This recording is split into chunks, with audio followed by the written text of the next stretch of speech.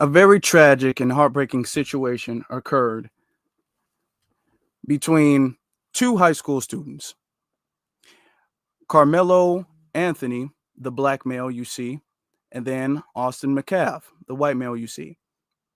Now, this incident occurred because Austin McCav unfortunately decided he was the ultimate authority and decided he could tell people what to do. And if they did not comply to his demands, if they did not obey him, he could physically force them to do what he wanted to do. He found out the hard way that life doesn't work that way.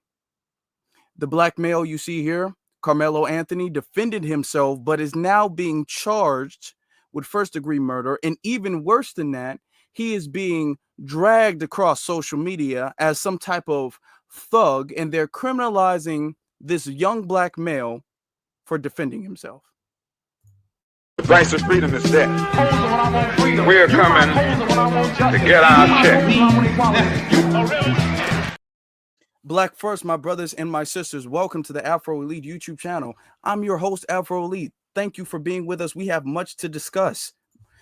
We do have two students and a tragic situation, a heartbreaking situation, where Austin decided to take it upon himself to remove another classmate. Now, everybody's made videos about it. Everybody kind of knows the situation. I'm going to do a brief rundown of it because there's some things I want to respond to. There's some things I want to address. All right. This video isn't going to be a rundown of it because, to be honest, nobody is bringing more information to the table. What I want to discuss here is the racial double standard when it comes to self-defense. How when it comes to self-defense of a black man, the black man is labeled a thug. This black man is labeled a criminal. This black man is criminalized. But self-defense, the standard of self-defense doesn't go both ways. The standard of self-defense when it comes to people like George Zimmerman, who chased down and essentially hunted and lynched a 17-year-old as a grown male, even know the fact that he was told not to. He was specifically told, do not approach him, leave him alone by authorities, and he disobeyed their orders. He wound up initiating a physical confrontation, and he was the one with the gun. He used the gun on a minor, and he was able to get let go. Not only that, we can also look at the situation with Kyle Rittenhouse, who also was a minor at the time. He carried an illegal gun across state lines to a protest that didn't involve him, looking for problems, and found them. Shot down 3 people, killing 2 of them. It's called a hero for it, called a patriot, actually. And now you have, in a more recent case, you have the situation with Daniel Penny, who was in the subway, and he just saw a black man who was allegedly talking to himself, because nobody says he was talking to anybody. He damn sure didn't touch anybody, but he saw a starving homeless man and decided to sneak up from behind and choke him to death, and was called a hero, a patriot, who defended everybody on the subway from a dangerous, starving homeless man by executing him as the only means of self-defense. And all 3 of these people were paraded around and talked about how they were a hero, and everything that they did was self-defense. Everything that they did was justified. These people are heroes, and we need to not make this a racial issue. With all of these people, their motives were all racial. Even Kyle Rittenhouse, who didn't shoot any black people, he went there with the intent on antagonizing black people, which is what he was doing. It's just the altercation physically transpired between him and other white males, but he physically went there to a Black Lives Matter protest with the intent on lynching black people. It just didn't work out that way, but we all know what his intent was because he made that be known. George Zimmerman, let's not forget, George Zimmerman called Trayvon Martin a racial slur to the police on the phone before he executed him. Daniel Penny, his motives was because of the fact that he just saw a black man just standing there, and he just didn't like the fact that a black man was in the subway just, minding his business. So he decided, well, if you're starving, I might as well put you out of your misery with my bare hands. Killed an innocent black man. homeless on the subway. And every single last person you see here was called a hero. Everybody you see here said the media paraded them around. Now, I want you to keep this in mind. The left and the right wing media, while we are acting like there's two different medias, while we're acting like the left media is different from the right media, when we know that's not the case, all of them covered for them, all of them defended them, all of them were making it seem like these people were defending themselves or defending other people, when we know that's not the case. As unfortunate as their situation was, and the black men who had to suffer from their situation, we have another situation of legitimate self-defense. Now, the same people who claim, oh, the Daniel Penny, that's self-defense, he defended himself, and everybody else on the train, he's a hero. George Zimmerman, he's a hero. Kyle Rittenhouse is a hero. Why is Carmelo Anthony not considered a hero? What would be the difference? What is the difference in the situation, ladies and gentlemen? Let's discuss this. Let's discuss what the difference in this situation really is. The only difference in this situation was that Carmelo is a black male. And what we know so far, based off, and I just did a live stream. I literally just did a live stream on the For the Culture channel, kind of breaking down the interviews. And I don't necessarily want to repeat the same thing. I want that to stand out on its own. But we know for a fact the family, the twin brother, Hunter McCabe, has confessed that his brother initiated the fight. Him and his brother initiated a fight between him and Carmelo. And his brother took it upon himself to put his hands on Carmelo. Carmelo Anthony, he decided to put his hands on that. Now, there's a lot of speculation, there's a lot of allegations, a lot of rumors and gossip out there that they knew each other prior to. However, we have not had any confirmation of that at the moment. We have a lot of people who are putting up fake information out there. So for the sake of journalistic integrity, we will not be discussing that. Not right here. What we will be discussing is the fact that this, with the situation of self-defense, the same people who made the argument that all of these people over here, all of this is self-defense, they're going to say, well, that's not self-defense when it comes to a black man. Hell no. So I'm going to show you some clips real quick. But before we do that, what I need from you all to do is I need you guys to hit that like button. That's what I need for you all to do. Hit that like button, hit that subscribe button. And as you're doing that, what I'm going to be doing is I'm going to be playing the copyright disclaimer. Copyright disclaimer. Under Section 107 of the Copyright Act 1976, allowance is made for fair use for purposes such as criticism, comment, news reporting, teaching, scholarship, and research. Fair use is a use permitted by copyright statute that might otherwise be infringing. Nonprofit, educational, or personal use tips the balance in favor of fair use. Okay, so these are some of the clips I've been seeing. Look at this. These are some of the clips that I've been seeing. Okay. We're going to go through it. We're going to go through some of this stuff. Y'all look at this. Because anytime a case of self-defense comes out, you always have these people who use any racial incident as an opportunity to kiss white ass and to show how they're a non-threatening Negro. Okay? And to find some way, somehow, to put the blame on the victim of the situation by making Carmelo out to be a... Listen to this. Be true to the red, white, and blue. We have to stop this culture of thuggery in the black community. We have to stop the imagery of thuggery as well. We also got to stop trying to make family members who are A+ students working hard in school to still have a little hood in them. This is what happened in Texas with that young man who stabbed the track meet star and football star for Memorial High, Metcalf. What we saw on display was a young black man with a 3.7 GPA working 2 jobs, track star, but he still had to do thuggery. He still had to prove he was hard. He had to do thuggery. That's what he's saying. He still had to do thuggetry. Can't say what the thuggetry is because according to his twin, this is the twin of the brother who was stabbed. They messed with him. They're the ones who messed with him. But yet you're calling this thuggetry. You had to prove you were hard by what? Defending yourself? Notice he keeps using the thuggetry, and as black, and this is why I hate when black people out here, when you got white ass kissers out here, but like black people got to do better. We got to do better, man. We just got to do better. We just we terrible. What?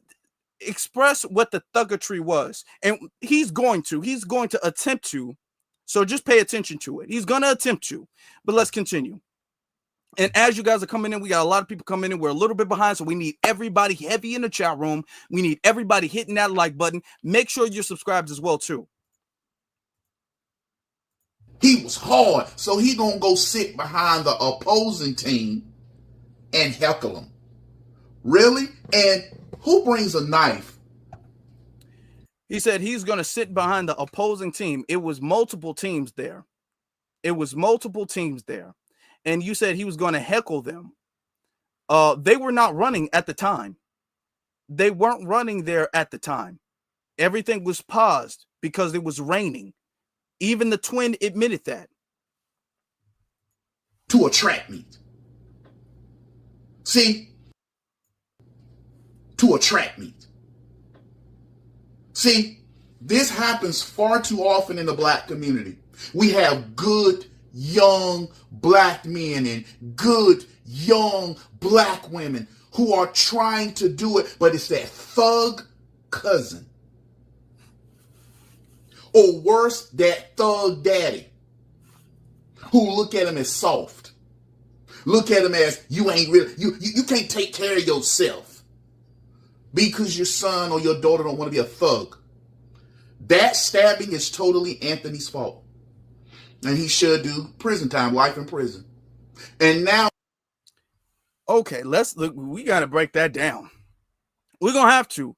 First off, I don't like the narrative that goes out when they're talking about, well, you know, black people promote you to be a little hard, to be a little tough, to, you know, that thug. First off, as in foundational black Americans don't do that. Okay. Now, we understand that life is difficult, particularly for us in this system. We understand that. So what we do is we encourage people to have a backbone. Yeah, we do that. We encourage you to have a backbone. We encourage you to be able to stand up for yourself and defend yourself. But the whole, well, we want everybody in the black community to have a little bit of hood, a little bit of gangster.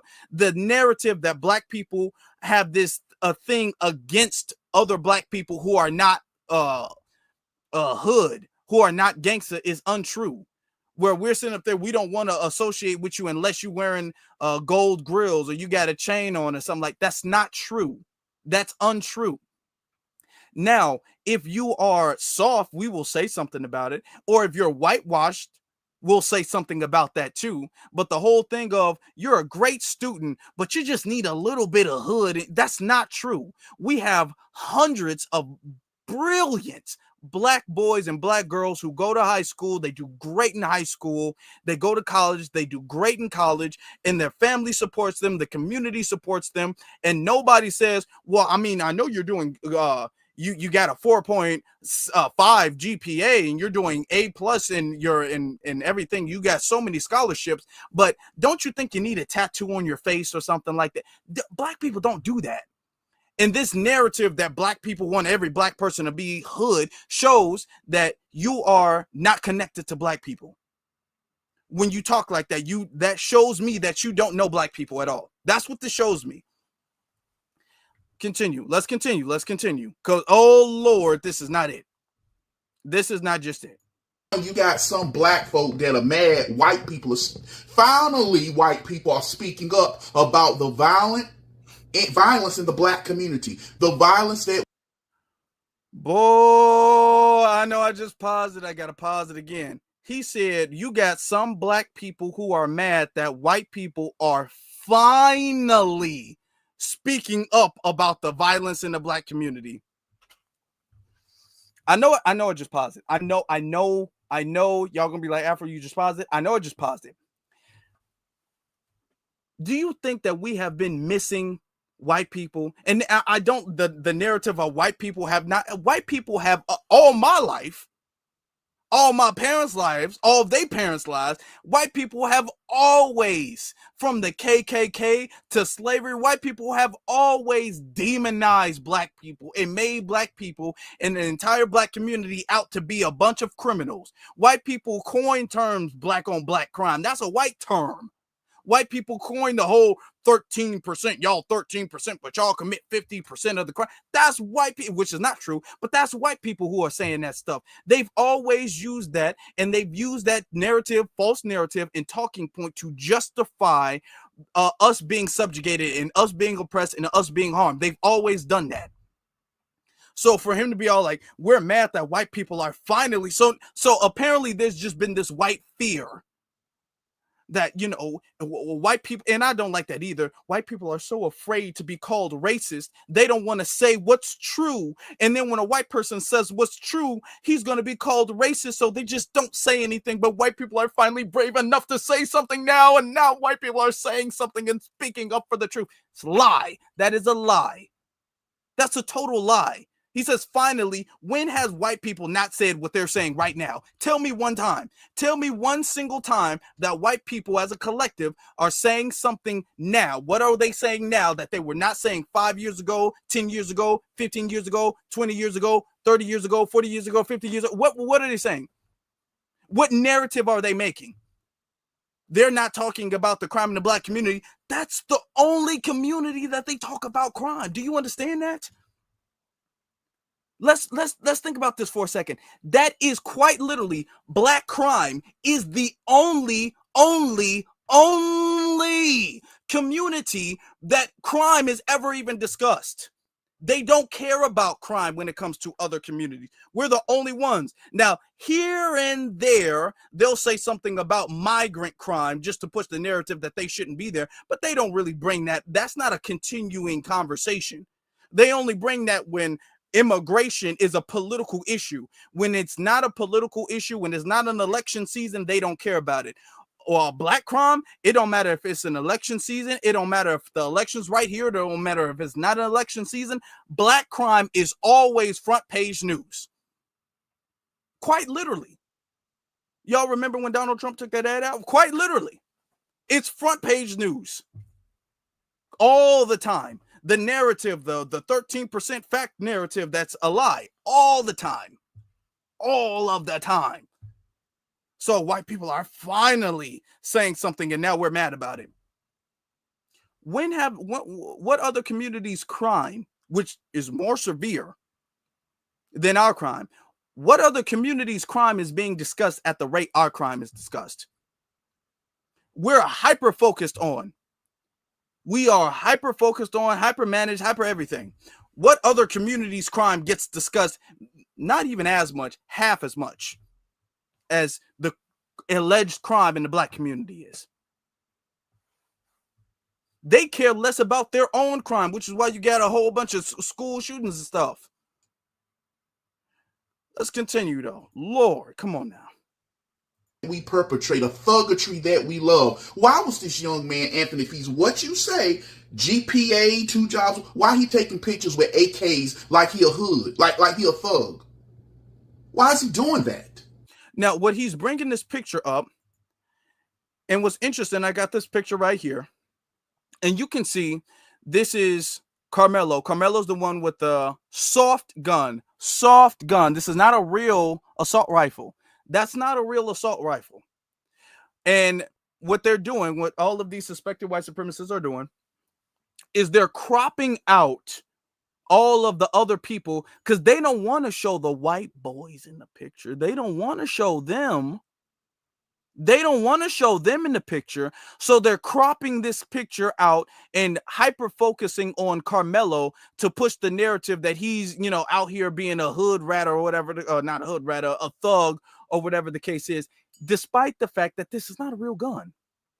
And he's not in a gang. This is a pic. They might have just went out and they might have just had a softball competition and they all had their softball guns out and they just took a picture. You don't know. But you know what's interesting about it? What's interesting about this is that you know who has pictures of them having real guns? You know who has pictures of them having real guns? Well, we're talking about guns. If we're going to talk about it, let's talk about it. You know, Austin and his brother Hunter, interesting name, have multiple pictures of them with real assault rifles where they really go out and they really go shoot stuff. Oh no, these ain't BB guns. These ain't BB guns. Now, why does he have pictures of him posing out like he's some type of Rambo Punisher soldier? Why does he do it? He's not no soldier. He's not doing that. Why has he got all these pictures with rifles? Oh no, we're not going to change the narrative and change the standard. If it's wrong to have a picture with a gun, okay, I will give you that it is wrong and it is forbidden. How dare you have a picture with a rifle? But notice how they're only going to be discussing that with Carmelo, whose rifle is fake, mind you, whose rifle is fake. Boy, let's continue. We got more to discuss. Let's continue. Why is he sitting here taking pictures with guns like he a hoodlum, like he a thug? He can't be both. You can't be the young scholar and thugging at the same time. See, that's what too many in our community want to portray. We want to portray being thuggish and smart. Don't work that way. That young man, Metcalf, died in the arms of his twin brother. And I'm sorry, you stab my twin brother like that, my brother. You want to lie, my brother? You ain't got to worry about going to jail, because I'm going. Is that not thug? Hold on now. No. Is this not thug activity that he just confessed to? Is he not going to do the proper thing and go to law enforcement? What all this retaliation and this hood rat behavior that he just confessed to? That is not what a law-abiding citizen would do. How could he say such a thing and encourage such violence? The proper response to such an action is to go to the proper authorities, and they are going to arrest and then investigate the situation and then let the court of law determine where the proper punishment should be. That's what a civilized society would be. But yet you're going out here and you're going all vigilante rogue. That's thuggery behavior right there. And we can't have that in the community. We can't do that. We can't have that. You sound like a hypocrite, sir. That is just how it's not the proper thing. Yeah, don't you, man? You just got finished talking about don't be a thug. Well, that's family. That's different. In my community, we put too much value on thugging, being hard, not looking like a punk. We tell our young girls, our young future black women, be hoes. You dress like you. Why you dressing like that? Ain't no boy gonna want to see that. There is a problem in the black community, and black preachers won't touch it. Why? Because their children are part of the problem too. Our black leaders, they aren't from us. They're handpicked Democrats to keep the black community in the rut we in. Oh, Lord. It wouldn't be a shot unless you took it wouldn't be a video unless you took a shot at everybody in the community. You have to take a shot at everybody. So even though there's not a black woman in this situation at all, you just got to throw them in there somehow. You can't miss your opportunity to throw a shot at black women. You couldn't do that. You just got to throw your shot at them somehow. He somehow found a way to do that in this video when the situation had nothing to do with, there's not a black woman in the situation whatsoever, but he found a way to throw a shot at them too. He threw a shot at y'all. So we teach our young boys to be thugs and we teach our young girls to be hoes.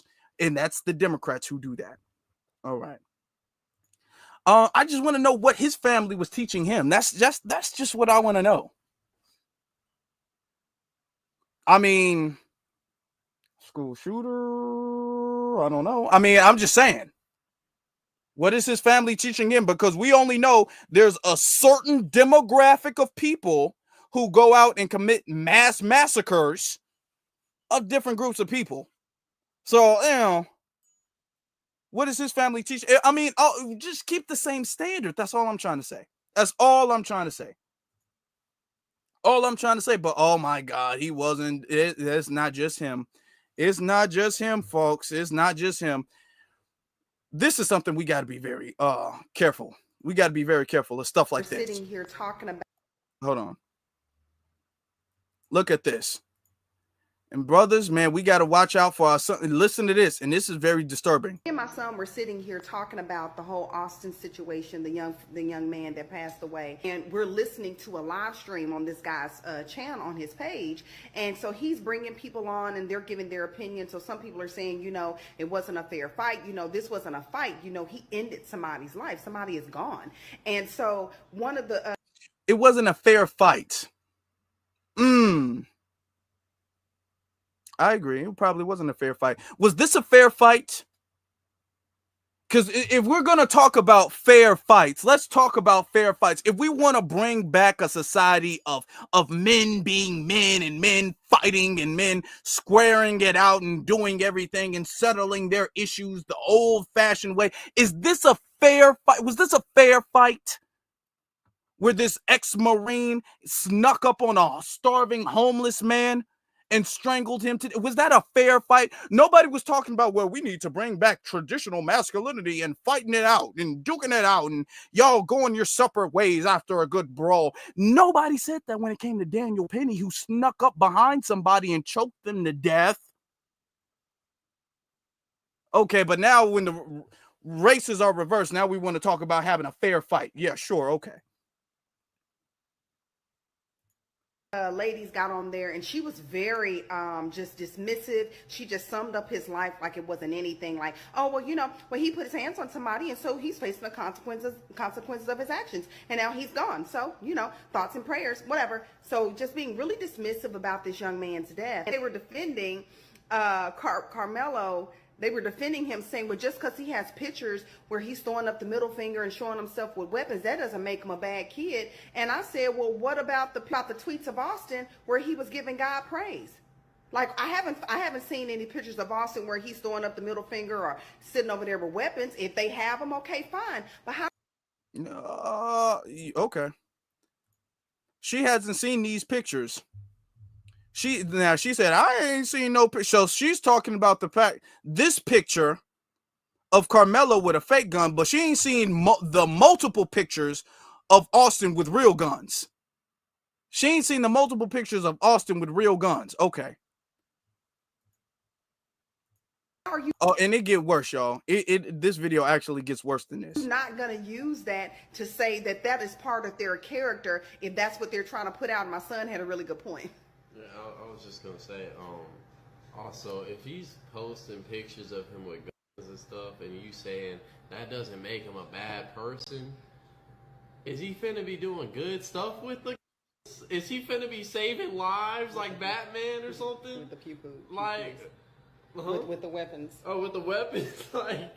With the weapons, is he finna be using them for good? Like, what are we talking about? He's not finna use them for good. That's why he's posting them trying to look hard.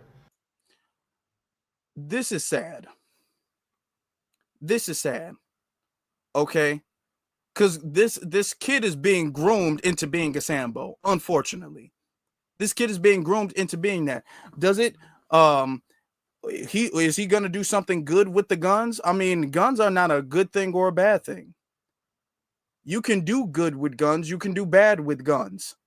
And nobody said the narrative of a black man specifically taking a picture with any type of weapon, especially a gun, is always seen as that's not a good, you're not doing anything good. You have no good intentions with that gun whatsoever. Why do you have a weapon? The society has a thing of any black man who is armed, because of the system of white supremacy. There's this social stigma that a black man who is armed is naturally bad, not just a threat, because you can be good and be a threat. They're not the opposite.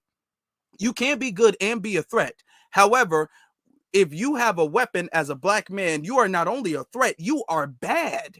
You have no good intention. You have malice intent with this weapon. Now, when you see white boys out here with their guns, ain't nobody. Now, I find it, to be honest, very difficult to believe that they didn't see these pictures before making a video. But let's say they didn't. You should have did some more research before making a video, putting out this narrative of, well, he ain't gonna be doing no good with the gun. And y'all clearly didn't know it ain't even a real gun. It's a BB gun. This gun is fake. And this young kid is being groomed into being all like, essentially saying, well, you ain't going, they ain't have no good intention with the gun. Why you looking like a thug? Okay. These are the people who turned into the old niggas that go around where if you had your pants up in the first place, where if you wasn't mouthing off to the police, this is when a black person gets lynched by the police, when something happened with the police, it's always, well, if you wasn't jaywalking, the police wouldn't have said anything in the first place. Well, why didn't you just give him your ID? Well, if that's the case, then why wasn't both your hands where he could see them? I just feel like that's that type of person. I can clearly tell going down this road, he's going to be that type of person. And his mother is making him that. That's sad. That's sad. Okay. Like, And what do you feel about people that post pictures like? What do I feel about people that post? I feel like this is a potential Dylan Roof. Oh yeah, let's go there. Let's go there. We can go there. Do you know Dylan Roof? He posted pictures online with guns before he went out and committed one of the most horrendous massacres in modern history. Dylan Roof did. And when Dylan Roof was posting pictures with guns and everything, nobody criminalized Dylan Roof until he did the crime. There are other school and public massacres where they got pictures of them posting pictures with guns and stuff like that. They got pictures of them posting stuff with guns and all that stuff, and they don't get criminalized at all or even suspicious. Nobody's even suspicious of them until they commit a crime. They got to commit a crime to even be suspicious. But until then, you're not suspicious. But, you know, black people, they see this is white privilege, y'all. That's white privilege. But boy, you had other people out here. You had other people out here, y'all. Hold on, let me show y'all this. Charleston White had something to say. Let's listen to what Charleston White had to say. People got a heart of retribution and no wonder God can't bless black people, because black people got a heart of retribution and vengeance and violence and anger. Okay, he starts off saying, no wonder God can't bless black people, because black people got a heart of vengeance and retribution and anger. So, first off, in order for God to bless us, we got to accept oppression and accept being subjugated. We got to just accept that in order to be blessed by God. That's the same thing that they were saying back in slavery. You know, this is what God wants, and if you fight me back, you're going against God. And is this a situation right here of anger, of racial anger and retribution? Or was Austin the one attacking? I was about to say Carmelo. Charleston White is not even going to bring up the fact that Austin was the assaulter. He was the aggressor in this situation. But black people, in order to be blessed by God, we just should accept a beating. If not, we should not express any type of anger for anything that is done. They want to get back at white people. No wonder Dr. King them could get some things and we can't. Because Dr. King them said, hey man, don't hit them back. Hey man, don't hit them back. And them people got way more. Now, Dr. King, and people talk about Dr. King was all like, hey man, don't hit him back. Hey man, I ain't gonna lie to you. Dr. King wasn't really on that. Dr. King was not really. Ask the Black Panthers about Dr. King. Dr. King wasn't on that bad. He was on having a peaceful protest. He preached peace. But Dr. King, ain't nobody ever got no clip, no statement, no nothing where Dr. King said, if they hit you with a brick, walk away. Dr. King ain't never said that. Now let's not embellish on his stance on pacifism. Let's not do all that now. This group say, let's kill them. Let's kill them. But your kids, you hear about kids every day in the hood schools getting bullied, but y'all don't have this much outrage for bullying. They have a no bullying month, but y'all don't have this much out. But now all of a sudden it's out, let's kill the bully. Most of y'all are bullies. And the whole thing of let's and I don't want to, let's kill them. And Hurricane, thank you, Hurricane. I just pinned Hurricane's message. That's the family's donation link.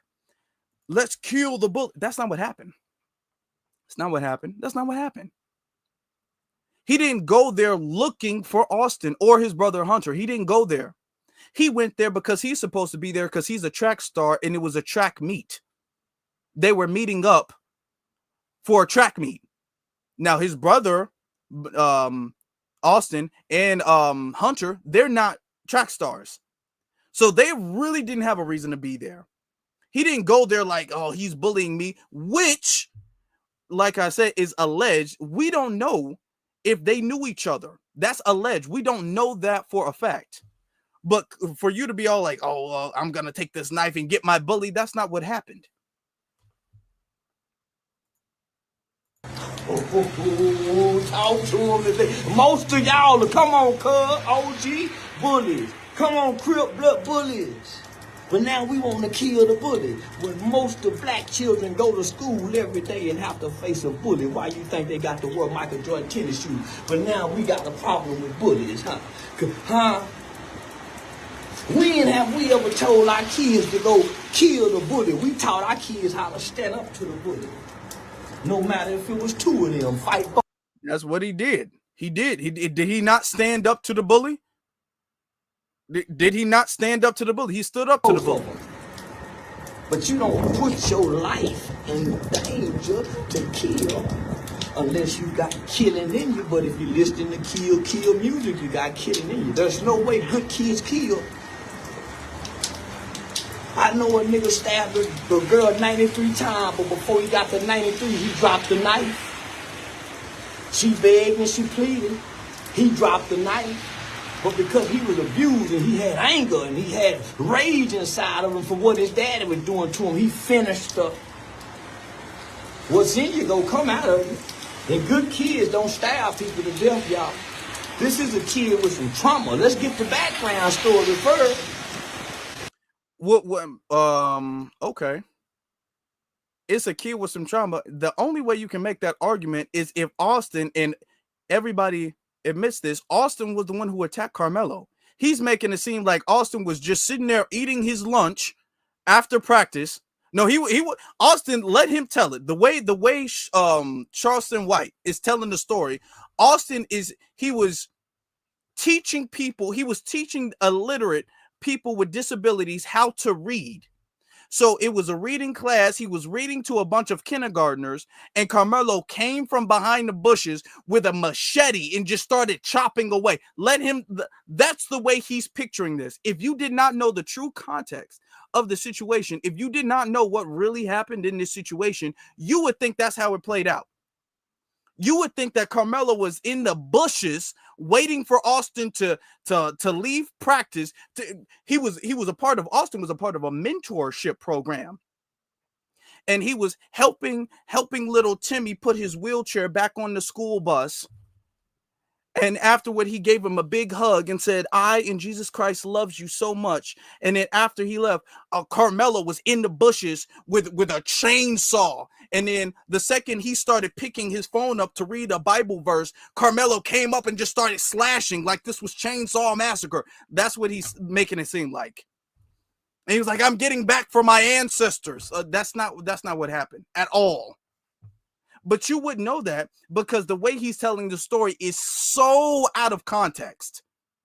To be honest, I have not heard a story this out of context and inaccurate, I don't think, from anybody else.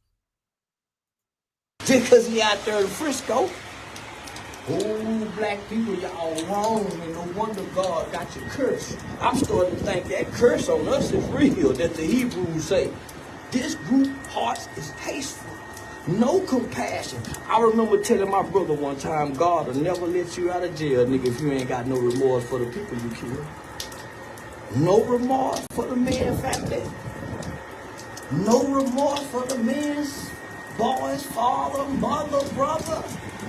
But y'all got so much for Lil Ronnie, and Lil Ronnie brought death on himself. Look, come on now. Lil Ronnie brought death on himself, and y'all had all the compassion. But here it is, a white kid, two little boys having some boy issues. And one little boy killed another little boy. You mean to tell me you black people ain't got no compassion for neither side? And we're gonna stop that. Okay. And here's the thing. As much of a lie as that it is, it's a bad lie.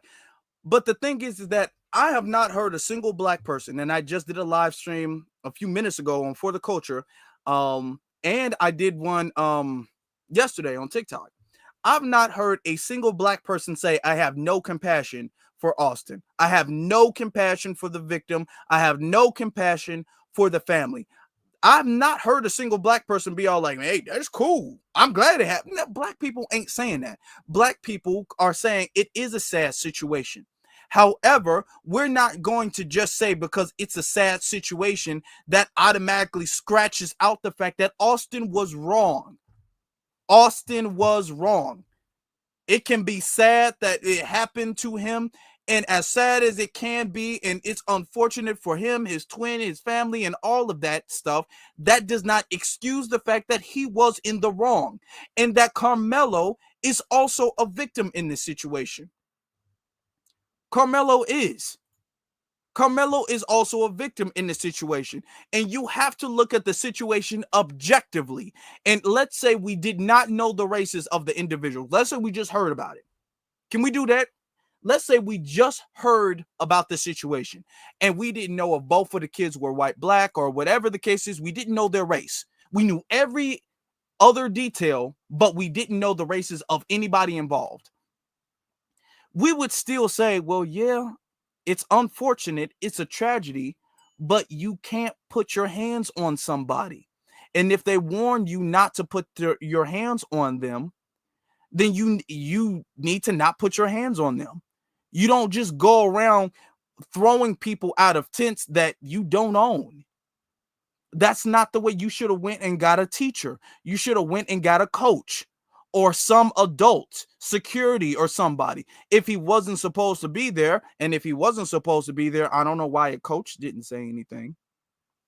If he wasn't supposed to be there, I don't know why security didn't say anything. I don't know why somebody with actual authority didn't say anything, because it seems as if his presence only bothered the twins. Nobody else had an issue with him being in the tent, including authority, including the coaches. Nobody else had an issue with him being in the tent, but him being in the tent, even if it was wrong, it's not his place. And that's what every black person would be saying. That as tragic as this situation is, you do not have the right to put your hands on somebody because you don't know what could happen. You have to be ready for the consequences that would follow up with that. And that's unfortunate, but that's what happened. That is what happened. And everybody's turning this into a situation of he's victimized and people don't have any sympathy with him because he's a white teenager. I want y'all to listen to this. Do you guys know, in the chat room, let me know, do you guys know who this YouTuber is? And I've never spoken of her before, but she said something that I definitely got to get on. Do you know who this YouTuber by the name of Melanie King is? I've literally never spoken on her. I've never addressed her or anything like that. But she made this video in response to the situation. And we're going to get on that. All right. I've already played the copyright disclaimer. Now, Melanie King, I believe, if I'm not mistaken, she's mixed. I believe so. She's mixed. She's kind of gone back and forth. She was doing kind of like the red pill thing. And here's the thing with the red pill thing. The red pill thing tends to lean into alt-rightism. Like, you can't really name anybody who went red pill and they don't. I mean, you can name some. Don't get me wrong.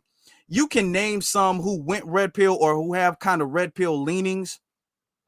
But the people whose channel is made off of red pill, they tend to go alt-right because the red pill stuff tends to die down. That tends to die down, and then the underlying alt-right ideology that is really the foundation of their red pill ideology, it tends to come out, just like her.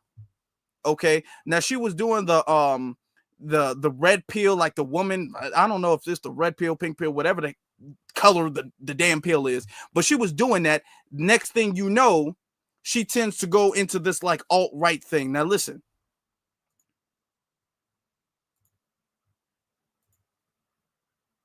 Knife to the track meet. Nah, you can miss me with all the comments talking about, oh, well, something that was said must have caused him to be outraged. What was said in the argument? No, you brought a knife to a track meet and you sat in your opponent's section. You don't do that unless you're looking for a problem. If you're not looking for an issue, if you're not looking for controversy. If you don't know what I'm talking about, a 17-year-old track runner from Texas, Austin Metcalf, was brutally unalived at a track meet and passed away in his twin brother's arms when he was attacked by 17-year-old Carmelo Anthony. Carmelo sat in the section for the Memorial High track runners and was mouthing off behind them. And when Austin turned around to... When he... Hold on, y'all. When he was attacked by Carmelo, even according to his twin, he was not attacked by Carmelo. He was the one doing the attacking. But yeah, this is what suspected white supremacists be doing. They always lie.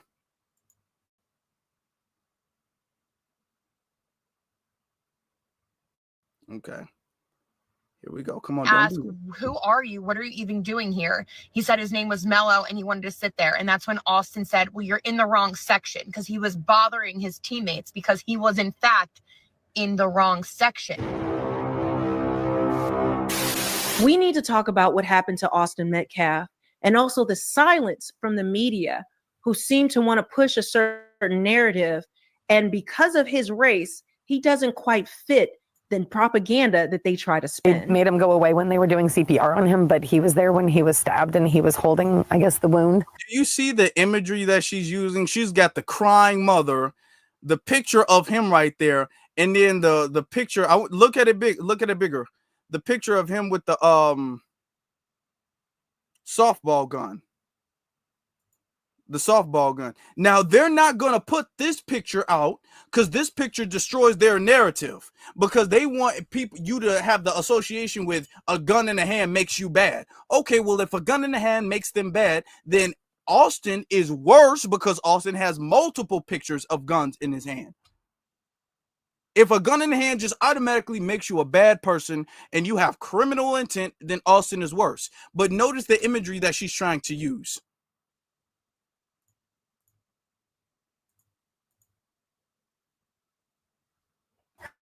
To keep it from, he was trying to save his brother. But I think he said he saw when he took his last breath and before the CPR came back in. So for what I heard, he was unresponsive for 5 minutes. They were able to revive him a little, but I think it was too little too late. There was this kid, before I knew his name now, this kid was sitting under our tent at track. We asked him to move. He started getting aggressive and talking reckless. And my brother stepped in and said, you need to move. And he's like, make me move. Also grabbed his backpack. This kid, I tried to whip around as fast as I could, but I didn't see the stab. But then I look at my brother, and I'm not going to talk about the rest. So yeah. Just that's what I saw. And I try to help him, but Austin Metcalf, a 17-year-old high school football player from Frisco, Texas, was stabbed in the heart, stabbed to death after reportedly asking another student not to sit in a particular spot. That's it. That's all it took. No, that's y'all gotta stop that. They lie so much. Y'all would do yourself a little bit better. This is why people don't believe y'all channels at all. Okay. And y'all have all y'all can't grow because you have no bit of integrity. That's all it took is for him to say, excuse me, sir. Excuse me, my fellow well, I guess he's not classmate or whatever. Excuse me, my good sir. But hey, buddy, I think you may be mistaken. This is not the tent of your school. The tent of your school is over there. And as respect to me and my teammates, can you please, remove yourself and you can please go over there because unfortunately, only people who go to this school can sit under this tent. And then next thing you know, Carmelo's all like, no, how dare you, and die. That's not what happened. He wasn't like, excuse me, pardon me, sir. Pardon me. I'm sorry. I apologize to you. I am very sorry. I apologize to you. But this is the tent of this school. I'm sorry. So we only allow people from this school to go to be under this tent. And I am so very sorry, but I'm going to have to politely ask you if you could please just go to the next tent over there. God bless you, sir. And then next thing you know, he's like, oh, where's my knife? And then just stab him to death. That's not what happened. That's not what happened. He told the police that's not what happened. What the hell? Yo, skipping over the big part of the fact that Austin put his hands on him and physically was grabbing him, trying to move him out the tent. Lord have mercy. Y'all lying. It's so bad. This is why nobody believes y'all. Nobody's going to listen to y'all. What the hell? Disagreement with some words exchanged, and a teenage boy pulls out a knife and takes his life in front of his own brother. This wasn't self-defense. This wasn't the heat of the moment. This was violent, intentional, and evil. And while Austin's family grieves, national media stays quiet because it's not politically convenient to talk about. There's no outrage machine spinning for this boy, no protests, no hashtags, just silence. Why? You already know why. Because when the victim doesn't check the right boxes and the suspect doesn't fit the media's narrative of the preferred villain, they move on like it never happened. Enough is enough. A young life was taken, a family destroyed, and once again, the truth is being buried. But we will not stay. The truth is being buried, and you're literally citing a image of them on the news. They've been on multiple news broadcasts. They've been on ABC and Fox News.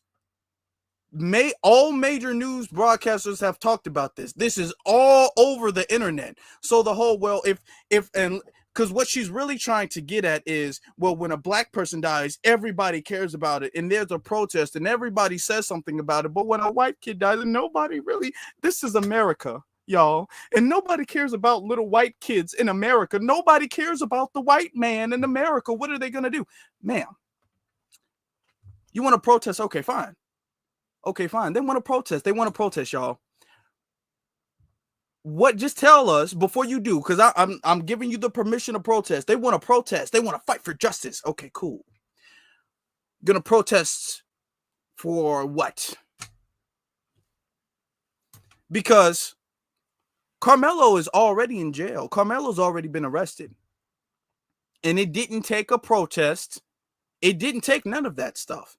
Now, what's interesting about this is that all three of these men you see right here took massive protest across the nation for them to even be arrested days later. The police didn't pick none of them up immediately. It took outrage And the whole it had to blow up all over the place. The police are like, yeah, I guess to calm the society down, we're gonna have to put some cuffs on you. The Kyle Rittenhouse got in the car and was able to go from Wisconsin back to his home in Illinois. He traveled like 2-3 hours back home. And people's all like, hey, no, you're gonna have to get that dude. The media protected Daniel Penny. You didn't even know his name until about a week later, and they didn't arrest him. They didn't immediately arrest him. And what they did was caught on camera. Remember? And it took a whole protest in order for them to get arrested and charged with anything. Now, when it comes to Carmelo didn't need no protest. He didn't need no protest. He didn't need nobody getting mad. The police immediately picked him up. Self-defense be damned. You going to jail, little black boy. You want to protest? People like, where are the protests? Protest for what? What are you going to protest? Because when we do it, we protest because the person who did it is not in arrested. You're going to protest when the person has already been arrested and there's already an ongoing investigation. Okay. But this is Melanie King, y'all. All right. Let's hear what else she has to say.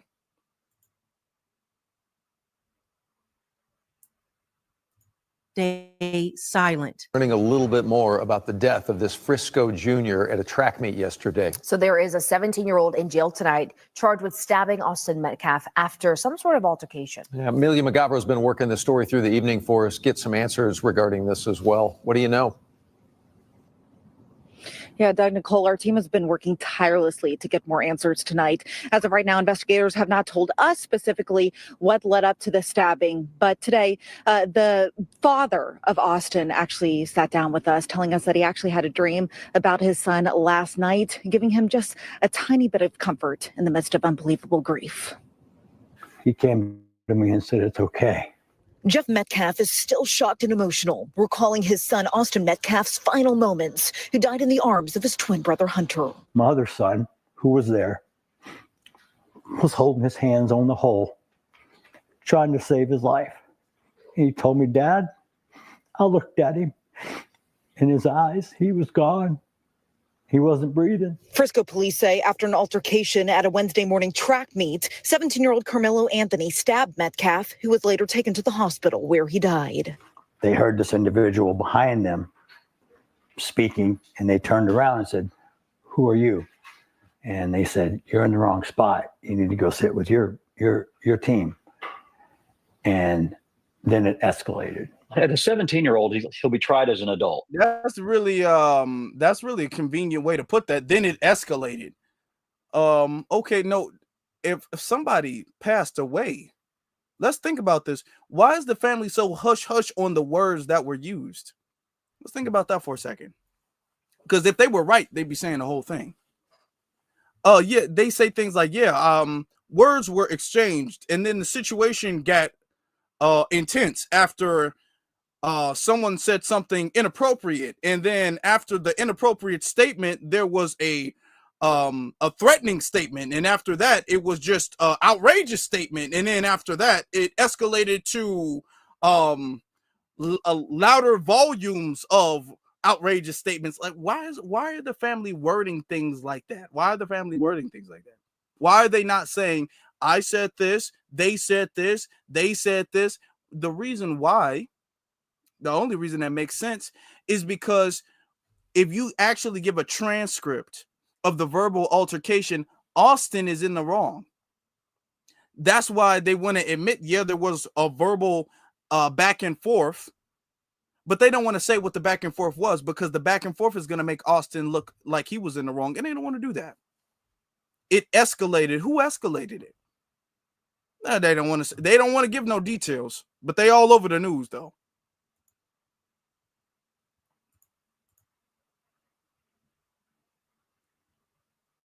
Philip Linder is a criminal defense attorney and former prosecutor, giving insight on the case. If there is no evidence of the young man who died having a deadly weapon or threatening to do serious harm to this kid, then he has no business using a knife. And so there will be no self-defense claim that he could really urge. Anthony has been charged with first-degree murder and is in jail on a $1 million bond. Austin's dad also told us he doesn't want the story to lead to debates on race or politics, but hopes it inspires people to pray for their family. I need my son back, but that's not possible. All I can ask for is just pray. 8 Sleep's brand new Pod 4 is truly incredible right out of the box. Installation is pretty simple. This goes over your bed like a fitted sheet. I guess I gotta renew the whole ad thing. Okay, let's continue. Let's go back to it. Come on now. Don't do that. Don't do that. Come on, YouTube. Don't do that. Well, as they're doing that, I guess what we can do on the side, you know, YouTube be doing what he do. So as we're doing that, let me get you Tell It Like It Is for the super chat. Tell It Like It Is says, them people find so much time to speak on black community. Yeah, the black community. They forget to police their own. They do. That's why they have so many issues. Then he continues to say, how is it that everyone knows about Carmelo's father? And I do want to note that our team did reach out to the family of Carmelo Anthony earlier today and have not gotten a response yet. Doug, Nicole? Amelia, there's so much to process here. What has the school district talked to you about in regards to security there? Yeah, good question, Nicole. I actually did specifically ask the district what security measures did they have in place during this track meet? Did they have a clear bag policy? Did they have any metal detectors, even an officer on site? I did not get a specific response from the district, but the district did say that Carmelo Anthony was at the meet as a track athlete and participant. Oh, give me a break. This is an absolutely outrageous, disgusting excuse for a defense. The audacity, the sheer goal of the perpetrator to twist this into some type of self-defense narrative is beyond comprehension. He wants us to believe that he wasn't the aggressor, that Austin Metcalf, the victim, was somehow the threat here. Say what now? We're supposed to swallow the idea that the only way to protect himself was to drive a knife straight into Austin's heart? Well, that's not the only option. Spare me. Well, it's not. Regardless, here's the thing. Here's the thing. When people are like, that's not the only option. That's not the only option. Regardless, there may have been other things that could have been done. Possibly. You can argue that. I mean, that's neither here nor there, really. But the point of the matter is that Austin was the aggressor in the situation. According to his twin, he was the aggressor in the situation. So her bonehead ass is going to sit up here and lie. Just out here lie. You expect us to believe that? Well, yeah, that's what the family is saying. That's what the police have said. That's what all of the witnesses are saying. That you mean to tell me the person who's sitting in the spot that quote unquote he doesn't belong in, how is he the aggressor when he's being forced to move? He would only be the aggressor if he said something to the twins first. The twins admitted that they said something to him first. But yet here she goes, you expect us to believe that? Yeah, we expect everybody to believe that because that's what the arrest reports say. That's what the witnesses say. And that's what the twins said. Who was there? Oh, that's not self-defense. You could have stabbed him someplace else. I mean, maybe he couldn't have. We don't know. If somebody is physically grabbing you and they probably have your arms or you probably moving around, you don't really have full control over yourself. This person is much bigger, much stronger than you. You were probably sitting down from a sitting position. This dude is probably standing over you. He probably reached over to grab you and move you around. His twin brother is a couple feet away. You going to stab where you can stab. It's unfortunate that it happened to be in the heart, but you going to stab where you can stab. It's not like he stabbed and then he was on the ground and he was just going at him. He didn't do that. He stabbed him one time and left the knife. He didn't even try to take, like, let me get the knife. He left the knife and ran. Well, the police say they recovered the knife. I don't know if he let me not put in any misinformation. I've heard that he left the knife, but let me not say that for a fact. But we do know for a fact that it was only one time. And he didn't know because when the police came to pick him up, he was like, hey, is he okay? I mean, I don't know. Because he didn't know. Because if he had the intention on ending his life, he would have just been going at it until somebody pulled him off. But that's not what happened. But that's not what Melanie King is talking about. Not just sad, it's infuriating. This isn't self-defense. This is someone trying to rewrite reality to escape consequences of a violent act. And the fact that he thinks anyone should believe this pathetic excuse is an insult to the victim, his family, and basic human decency. So let me get this straight. Someone gets pushed, and the immediate reaction is to pull out a knife and stab them in the chest? Are you kidding me? That's not self-defense. That's murder, plain and simple. Tonight, we have new information from the deadly stabbing at a high school track meet. Since 5 o'clock, Frisco police released the arrest report that details the moment officers arrived at the scene. Now, y'all listen to what she got to say with this. Arresting officer writes when he reported he had an alleged suspect. The officer said Carmelo Anthony said he did it. According to the arrest report, the tragic event began with the suspect sitting under another team's tent as rain fell and being told to move. A witness told police Anthony immediately opened his bag and reached in, telling the victim, "Touch me and see what happens." When the victim pushed him, witnesses say Anthony pulled a knife from the bag and stabbed Austin Metcalf in the chest. The murder suspect reportedly asked police on the scene if what happened could be considered self-defense and asking if the victim was going to be okay. Maria Guerrero takes a closer look at the case and the grief in Collin County. Oh my God. I know that. So as we sitting up there doing that, on that, let me get the other real quick. He said, "How is it that everyone knows Carmelo's father? Carmelo is a model student and participating in extracurricular school functions. That is not a sign of a student being abused at home. It's not. He is far beyond telling past the field. It's not a sign of that whatsoever." But let's get back to the thing real quick. Facing 5 to 99 years in prison if convicted, Carmelo Anthony no longer appearing as emotional as he did after being arrested in the stabbing death of 17-year-old Austin Metcalf.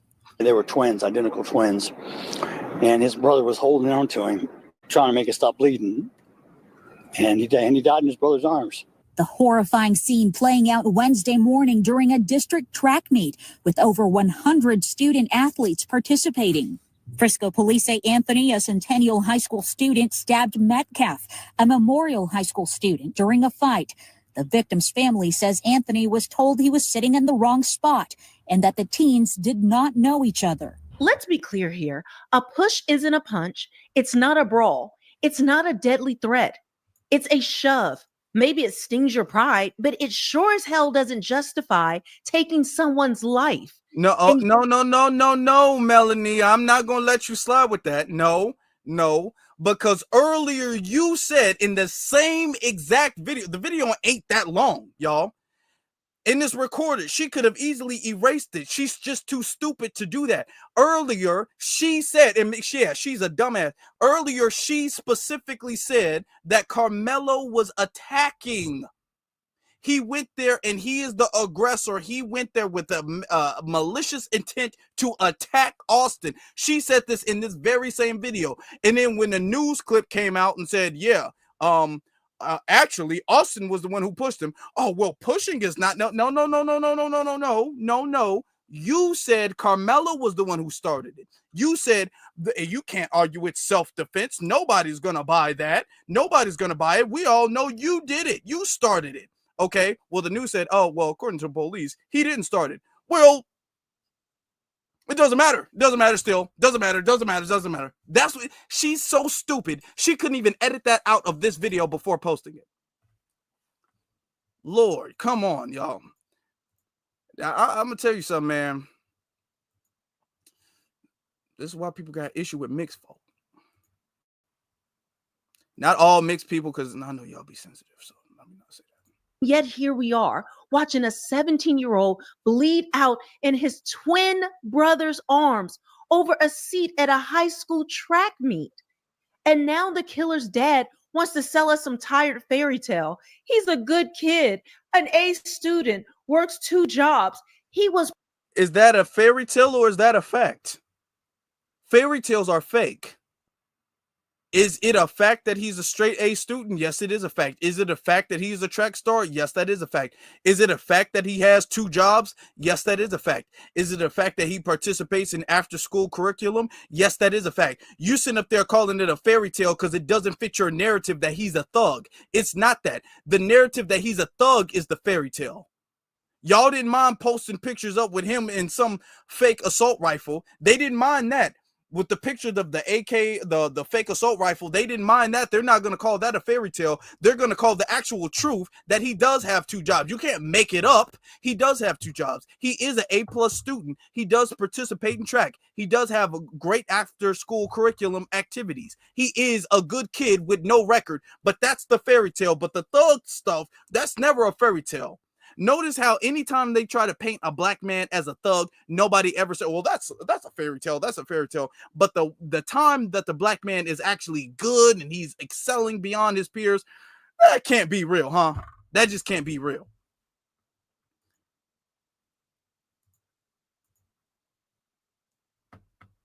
Provoked. Spare me. In reality, good kids don't show up to school events with knives.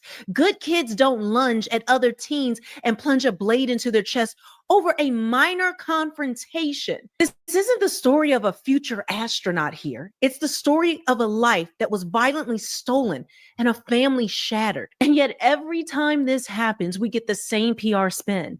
He was going places. Yeah, well, Austin Metcalf was going places too, until some.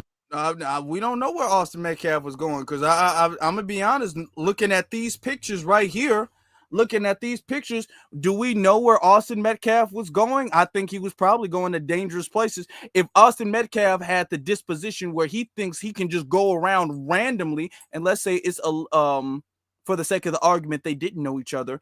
You're randomly just going around throwing strangers around. You got that much privilege and entitlement where you feel like you can randomly just start pushing people and throwing them around? Random strangers?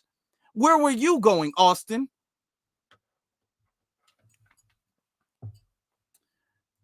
Not no place good. Come on. Somebody decided to take his life and decided that he didn't deserve to live anymore. If the roles were reversed, if the races were switched. He said decided that he didn't need to live anymore. Come on. Melanie King, she's doing this to appease to the white supremacist crowd. YouTube must not be doing that well. When folks gotta lie this hard, that means the YouTube algorithm ain't really hitting like that. That's what that means. That means you need a you leaning way too hard, baby. You leaning too hard. That means your channel ain't really doing that well. That mean ain't nobody, you doing too much. You doing too much now. And you better be careful because Hurricane said, you better be careful because if the facts come out and you send up there talking about this propaganda, she's not even smart enough to use the word alleged in this situation. She's bringing up intent and all of this stuff. You better hope there's not a lawsuit or you don't get your page taken down. All right. You're not going to get all the chances Alex Jones got. And Alex Jones did the same dumb stuff you doing right now. And look what happened to him. We all know damn well this will be on every national news outlet with banners screaming about racism and injustice. Hell, BLM will try to revive their defunct and dead movement. But now, crickets. No marches, no outrage, just silence. So here's the real question. When do we start excusing murder as a mistake in the heat of the moment? And more importantly... I mean... I think that is a good question. I want to ask you guys, when did we decide to do that? When did we decide to excuse murder as like a unfortunate situation, a heat of the moment self-defense? When did we decide to do that as a society? When was that? You know, I mean, if we're going to talk about it, let's actually talk about it then. You said, can I post the donation site? The donation site's already pinned to the top of the chat room. The donation site's already pinned to the top of the chat room. So yeah. When were we gonna do that? I mean, we could go all the way back to Emmett Till if we're gonna go back that far. Oh boy. We're almost done, y'all. I appreciate y'all embracing yourself. When are we going to start holding violent teens and the culture that defends them accountable? I'm really outraged by what has transpired, not just the killing of Austin, but this was just senseless. It didn't need to happen. And anyone that's trying to create some race narrative, well, they can kiss my behind, because she said anybody who's trying to create some race narrative, anytime they say a race narrative, they only say race narratives that make the white person not look good. Anytime they say race, you can bring up race all you want to when you make the black person look bad, which is what she did the whole video. And then at the end of the video, like, anybody trying to bring up race, I can't believe you're ma'am. She made her whole video about the racial dynamic, just lied about a racial dynamic in this situation. Her whole video is racializing the situation. Then she's going to be like, anybody who's bringing up race is just wrong to bring up race. No, it's wrong to bring up a racial dynamic if the racial dynamic doesn't make the white person look good. If it makes the black person look bad, we got to talk about race. It becomes not making the situation about race. It becomes holding black people accountable. That's the term they use. When the situation, when a black person can be perceived as wrong, then it becomes holding black people accountable, and the community holding each other accountable. That's what it becomes. Oh, but when a white person's in the wrong, then, oh, let's not make it about race. We don't know if it's a racial thing. Let's not go that far yet. Let's wait till all the facts come out. So when they're in the wrong, we got to wait till all the facts come out. Don't you understand? We got to wait till all the facts come out. We got to wait till all the facts come out. When a black person is in the wrong, then, well, we need to hold the black community accountable, because we do be teaching our kids to be thugs, and we do be teaching our girls to be hoes. So we got to hold the black community accountable. She made this whole video racializing it, and then at the tail end says, we shouldn't racialize this. This is not about, the perpetrator being some type of victim because he's black, and then the actual victim, somehow he's to blame because he's white. I think it's disgusting to conflate the two and to make it like Austin did anything that would equate taking his life. And isn't it crazy that we're seeing these things happen at track? Austin did something, and it was an accident. Ultimately, it's a tragic accident, but it was an accident. It was a self-defense. He did not, when I say accident, I mean he did not intentionally take anybody's life. He did not intentionally take anything. What he did was he tried to get him off of him. And he used a knife. Now, in the police report, you see this man is 130 pounds. Austin is over 200 pounds. So there's a good 70-pound difference between these two boys. Not to mention his twin is right across the a few feet away. Okay. Not to mention that. It's an unfortunate situation, but in the heat of the moment, Carmelo did what he had to do to get Austin off of him. If Austin wasn't right up on him, let's think about this. In order to stab somebody in the heart, especially with a small little pocket knife, you got to be right up on the person. Austin didn't pick the knife up and started charging at him, or Carmelo didn't start charging at him.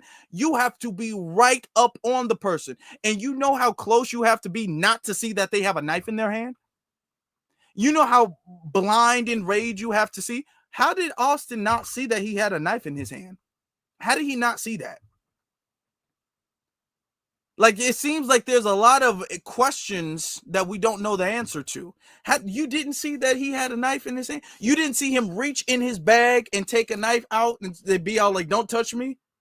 And you still proceeded to do that? What were you thinking, Austin?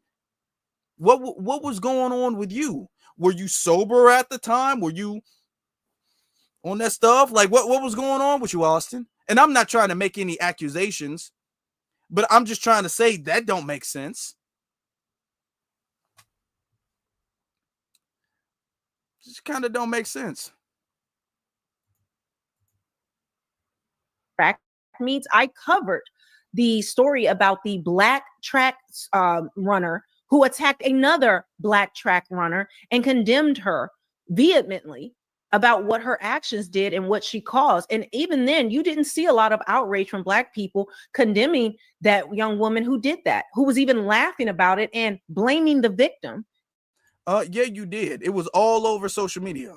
She's talking about the track runner who, and this happened like a few weeks ago.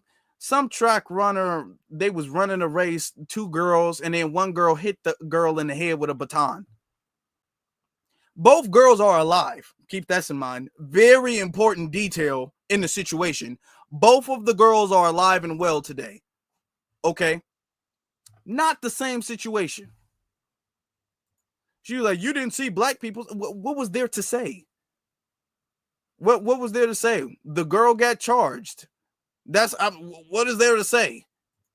And I hate every single, and we the only people, sometimes it is always a blessing to be black. It's always a blessing to be black, especially FBA. It's always a blessing.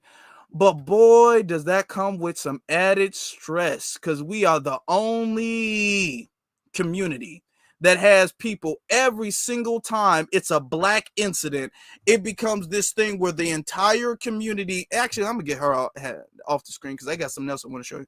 It becomes a thing where the entire community needs to come together, and everybody in the community has to do a walk of shame. It don't matter what happened. These girls are in high school, and one girl got upset or whatever. She alleged she didn't mean to do it, but clearly, come on, she got upset. She hit the girl in the head with a baton. So now the entire community is supposed to have this walk of shame, like as black.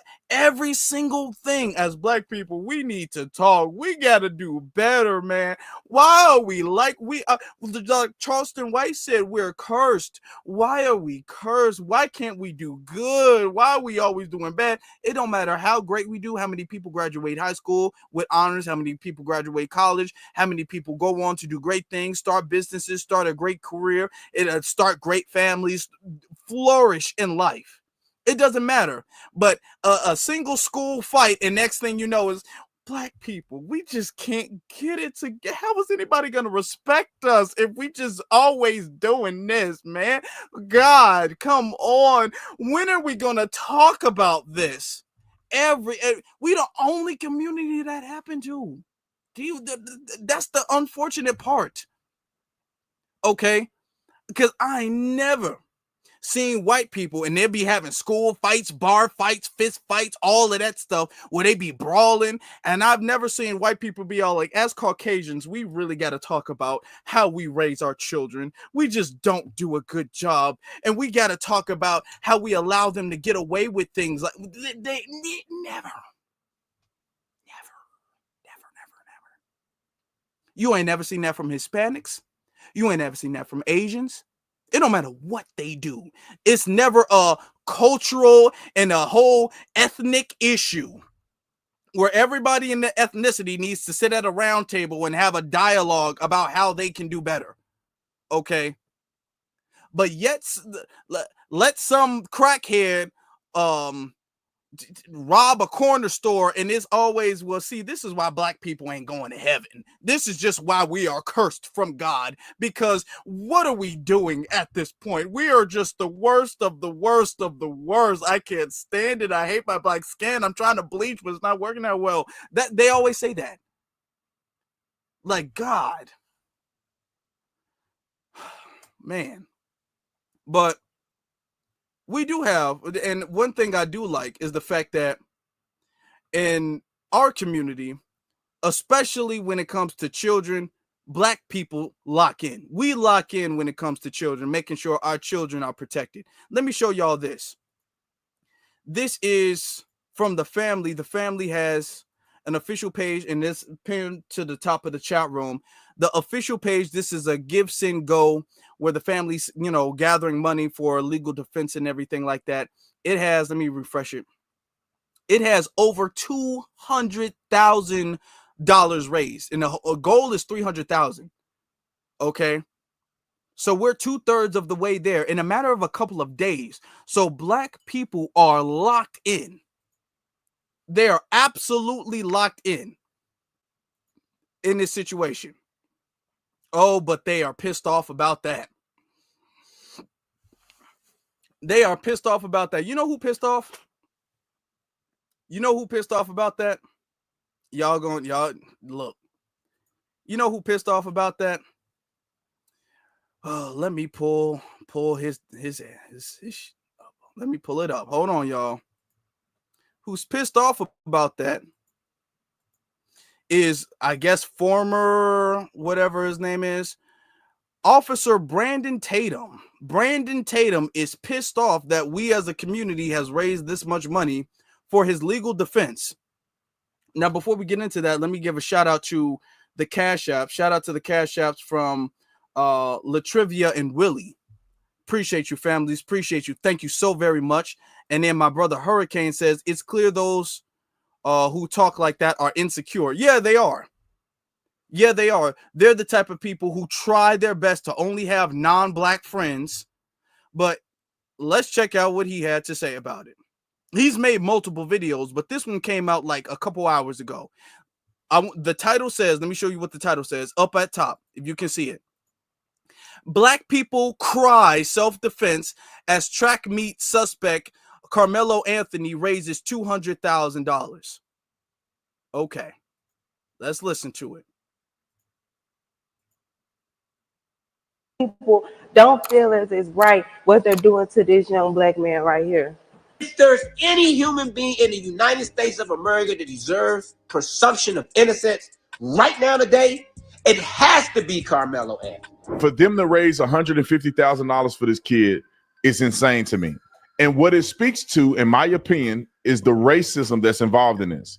Because if that young Black boy would have killed another Black boy at a track meet, we wouldn't hear about it. There would be no GoFundMe. There would be no, oh, we need to stand with him. It's because he killed a white kid. And it's a race war underneath the surface of our country, mostly projected by Black people. I'm sorry. I didn't want to laugh. But, Lord, y'all see how he start this off? Okay. Yeah, so we're in a race war, and we're the ones who are attacking people in this race war. Okay?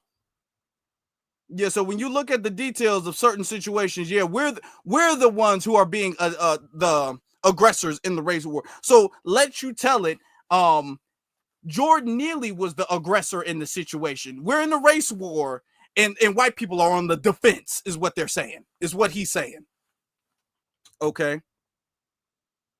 Now, some people make the argument, oh, well, if it was two Black kids, he wouldn't have raised that much money. Okay. Well, what's interesting about that situation is anytime a white person lynches a Black person, they raise millions of dollars, not 100,000, not 200,000. They raise millions of dollars for their defense. So don't make it seem like, well, if a white person strangle a white person, he ain't gonna get no money. But if he strangle a Black person, he'll be a millionaire. But Tatum ain't gonna say nothing about that, though. He's not gonna say nothing about that. But Lord have mercy. By the way he started this, we got a lot to we got to brace ourselves, y'all. We got to brace ourselves.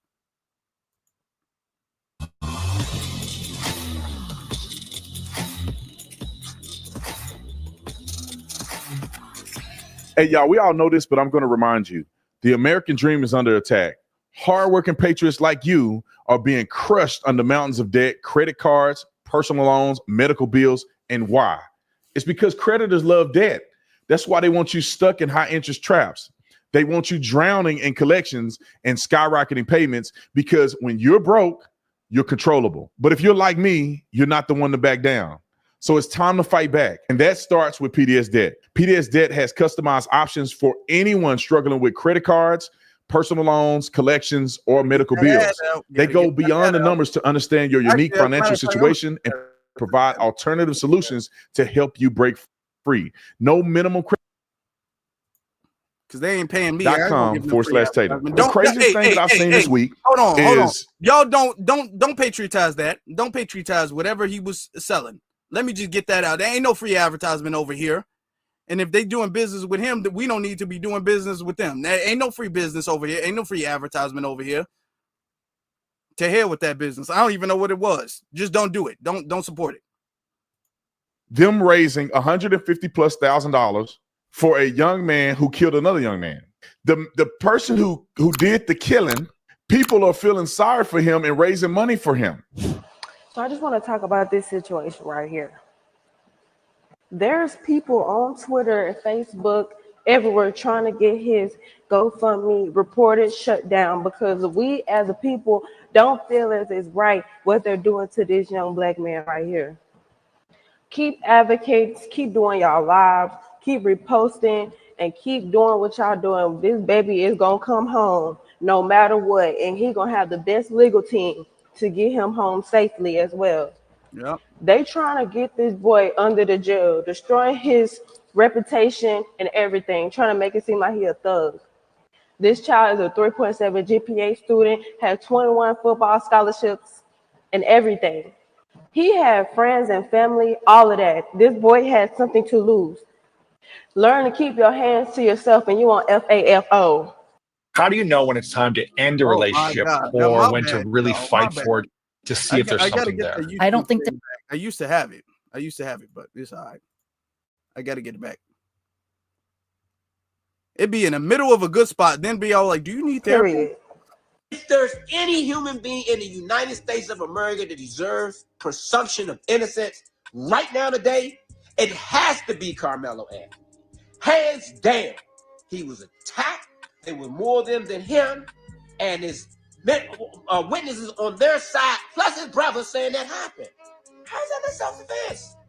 All right. And then proportional use of force. It wasn't a multiple Pokemon. It was a singular Pokemon and he ran. It's two men, 200 or more pounds over you. Two of them come and mess with you and you're trying to defend yourself. What are you going to do? You're going to do what Carmelo did. As of right now, the media is trying to do everything in their power to make him seem like he's an evil person. Y'all did not see this man repeatedly. That's my thoughts on this. Let me show you very clearly why I think this is a problem and why this is a racial issue. If you don't know what I'm talking about the incident that happened at the track meet. Carmelo Anthony with a K decided that he was going to stab a kid in a conflict under a tent. There's a few things that we need to talk about here. One, I can legally almost represent this case and show you that Carmelo Anthony will be found guilty. It has nothing to do with his skin color as far as I'm concerned, because I do not care.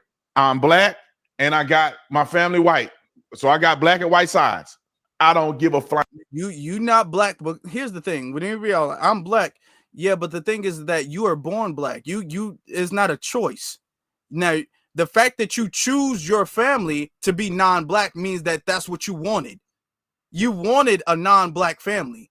You can't be all like, well, I'm black and then there's white people. No. You're trying to separate yourself from blackness. And then he's all like, well, I don't care about the race. So in your intro of the video, you said this is a race war against white people. That's what you said. Now you're going to say you don't care about the race of the people when you said that this situation is a racial situation, but you don't care. But that's the reason you making the video. You just as dumb as Melanie King. Brian Flip. What I care about is justice. What I care about what's right. What I care about is the law. And for them to raise $150,000 for this kid is insane to me. And what it speaks to, in my opinion, is the racism that's involved in this. Because if that young black boy would have killed another black boy at a track meet, we wouldn't hear about it. There would be no GoFundMe. There would be no, oh, we need to stand with him. It's because he killed a white kid. And it's a race war underneath the surface of our country, mostly projected by black people against white folks. So when a black kid do something wrong, black people rally around the kid that did something wrong because they don't want the white boy to be right. They don't want white people to be right. They don't want white people to be on television saying that this black kid is a thug. They don't care that the black kid, I mean, I think that some of them do care, but I think that they're avoiding the point that the black kid actually took the life of somebody unnecessarily. Let me give you a couple factors. But no, we're not avoiding that. But we're also putting the whole situation into the context of the fact that, and this is what they keep omitting deliberately. They're omitting the fact that Austin accosted Carmelo and put his hands on Carmelo after it put his hands on him one time and then being warned and then got more aggressive after being warned. I want you guys to think about this. Let's get this off the screen and let's think about this for 1 second. You're at school. You're sitting down. Carmelo is 130 pounds. Austin, let's say he's 200 pounds. That's a 70-pound weight difference. Okay. Huge weight difference. Let's just say he's 200. Some people saying he's like 220 something. He's bigger than that. But let's say 200 pounds. Pretty beefy dude. Okay. He comes up to you and he did not, it's not like he was politely like some type of Shaolin monk or something like that in some long robe and everything. And he went to him and he put his hands there and he bowed down. He was like, "Sir, my dearest apologies, sir. But unfortunately, we have discovered that this tent is not the tent of your school. So it breaks my heart to tell you that we would appreciate if you would remove yourself and go to your school's tent." That's not what happened. In order for it to be such a degree where you're so upset, you're willing to physically touch him, more than likely, the way you told him to move was not a polite way. More than likely, you were all like, "Hey, get the F up out this tent." You probably called him a slur, which is why the family doesn't want to say exactly what was said, because they don't want to slip up and wind up telling on themselves. You probably was all like, "Get your black ass up out my tent, you N-word." And then the kid's like, "Hey, make me move. You can't make me move. This, you don't own this tent," or whatever the case is. Then next thing you know, they started pushing, because I doubt it was one push. He probably was not like, that's not what happened. Come on now. We know that. He probably wasn't like, "How dare you not move? Poke? How about that? I'll poke you with my pinky finger. I'll poke you with my pinky finger. You need to move." That's not what he was doing. That's not what he was doing. It was when he said he pushed him. You think he slightly just, "Excuse me, sir, no, move." No. He was probably being very physical with him, and then he was like, "Hey, you better move." He reached into his bag because this big strange dude is coming up here, and then he's got his twin brother who was probably also saying things to him. In an environment, he's like, "Hey man, I don't know who you guys are. I don't know what y'all own, but y'all need to leave me alone." They continued to get more aggressive, and the kid had to find a way to escape. That's what happened. It's unfortunate, but that is what happened. But the thing is that they keep omitting the fact that Austin did anything wrong. We can even say that, I guess it is not legal or whatever to bring a knife. You're not supposed to bring weapons at school. We'll give it that. They're not giving anything. They're making it seem like Austin did not do anything wrong. He didn't do nothing wrong. That's what they're making it seem like.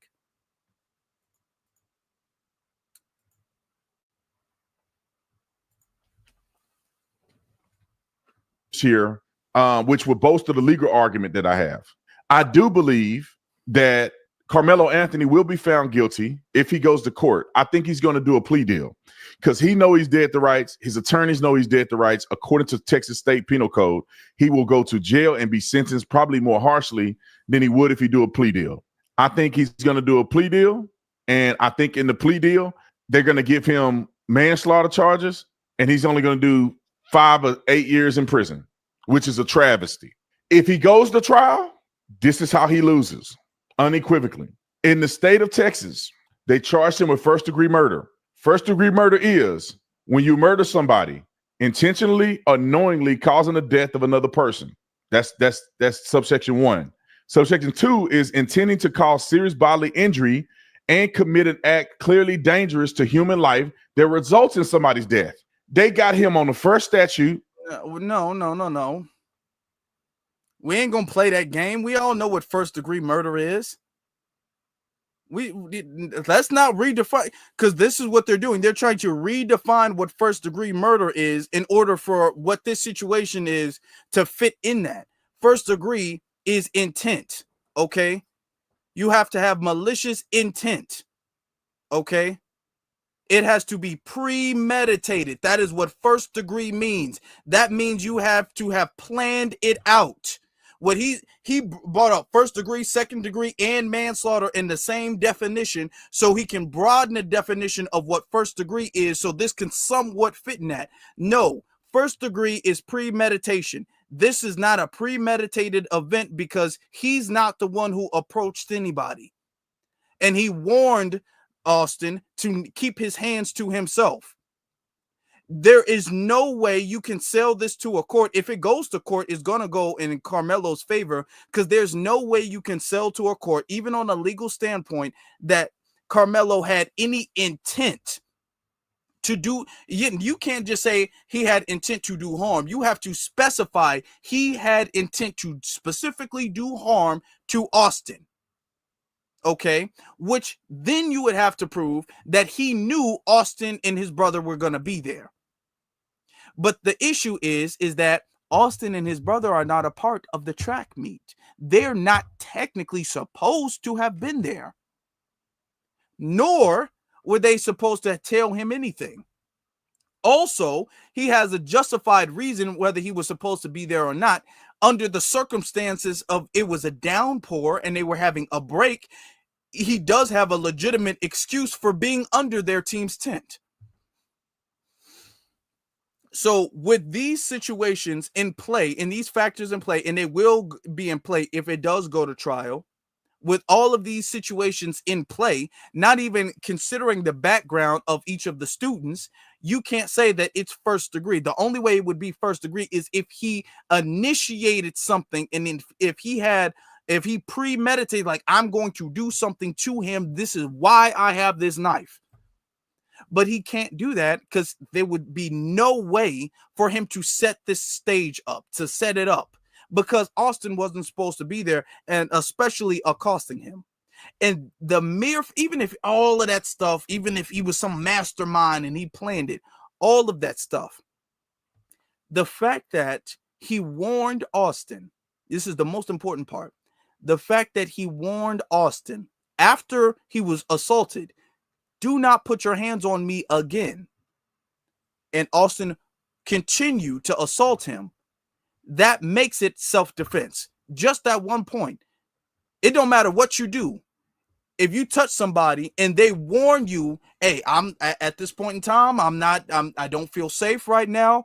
If you warn anybody and then they continue to do the threatening action and you respond to their threatening action only up until the point where the threat is neutralized and then you flee the scene, that's self-defense. It's an easy case for self-defense right there. It's very easy.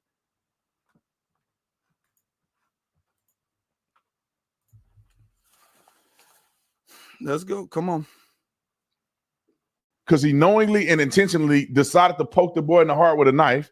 The second statutory claim here, which they can get him on as well, is intending to cause serious bodily injury.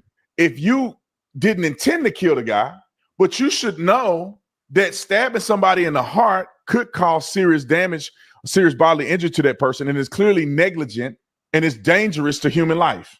They got him again. Here's another one. Commit or attempt to commit a felony other than manslaughter during which they perform an act clearly dangerous to human life that causes death. Let me add to how that's a problem, because carrying a weapon on a school campus is a felony offense.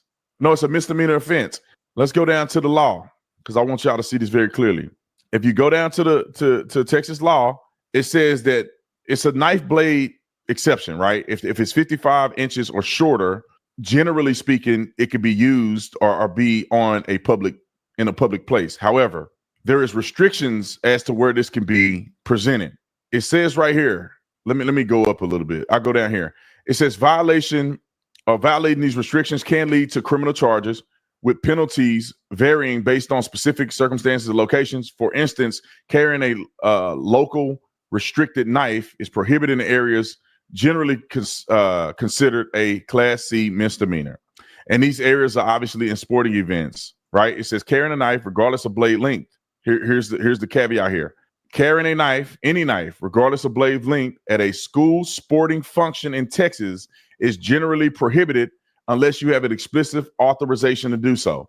So not only was he already committing a crime by having a knife at a school sport. No. You can't say he was already committing a crime because clearly he didn't even know the laws about the knife. He literally just read it.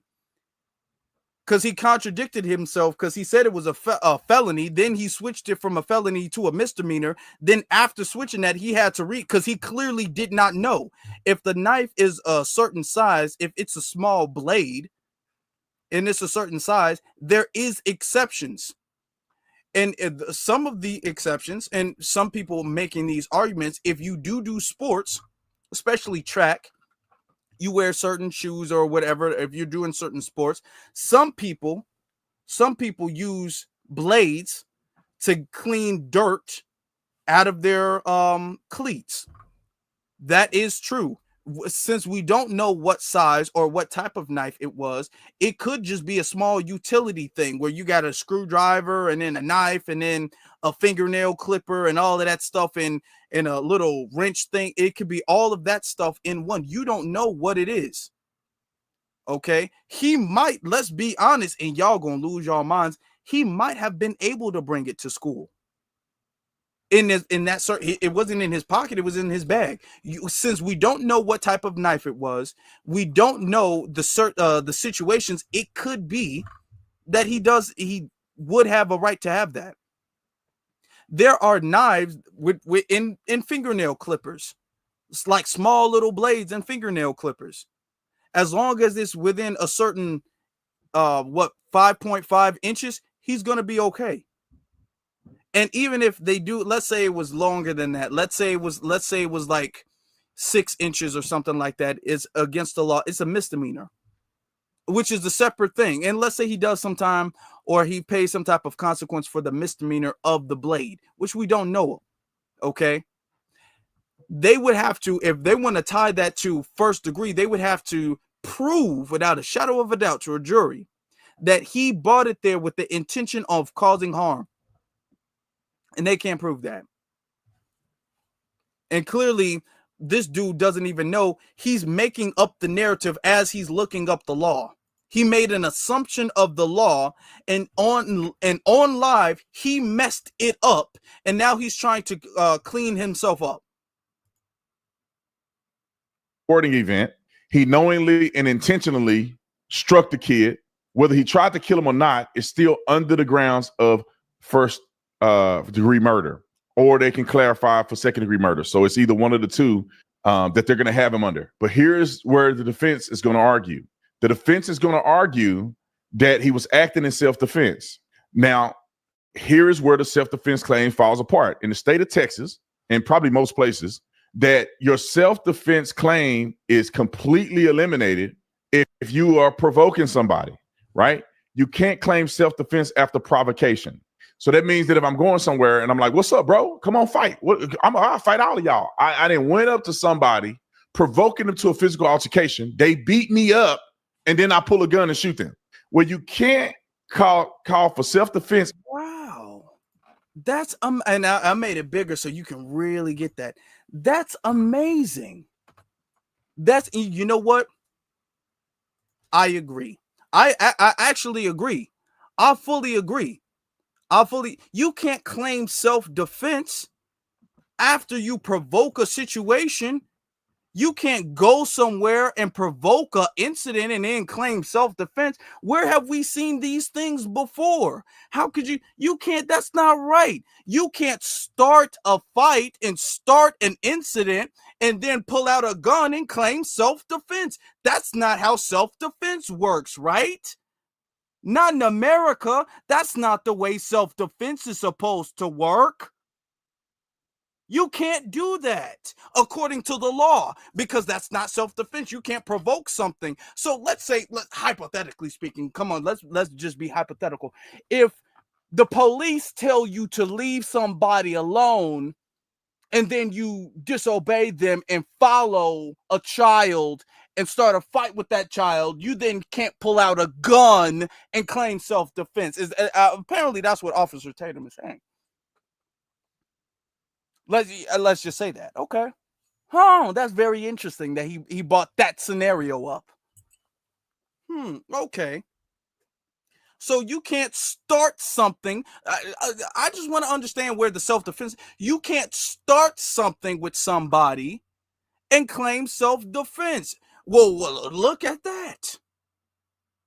I mean, I couldn't tell based off of the way the country's been going thus far. But it's very interesting that he let us know the law now.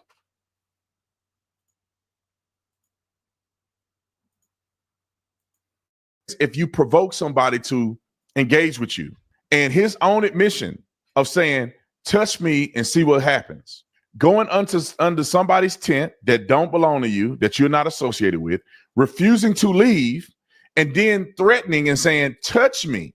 That means that you cannot lawfully remove me because I'm going to do something to you. So touch me and see what happens. It's a provocation for them to engage with him. And therefore No. What? Okay, first off, it's none of their tent. It was the tent that was owned by the school. Okay. It was not, it would be something if this was Austin or the McCaff's family's property, but it wasn't. But to say, touch me is not a threat. Touch me and see what happens is not a threat. That is not a threat. If somebody said, touch me and see what happens, you're provoking a fight. No. So what this dude is literally saying is that Carmelo provoked a fight by saying, leave me alone. By saying, leave me alone, don't touch me and see what happened. That's provoking Austin. He started the fight by telling him to leave him alone. Boy, that logic is something else, ain't it? He then presents a knife and stabs him. So I'll just read here in the statute where it says, or at least the articulation of section 9.31, it says a person is justified in using force against another person when they reasonably believe that is eminently necessary to protect themselves from others using attempted use of unlawful force.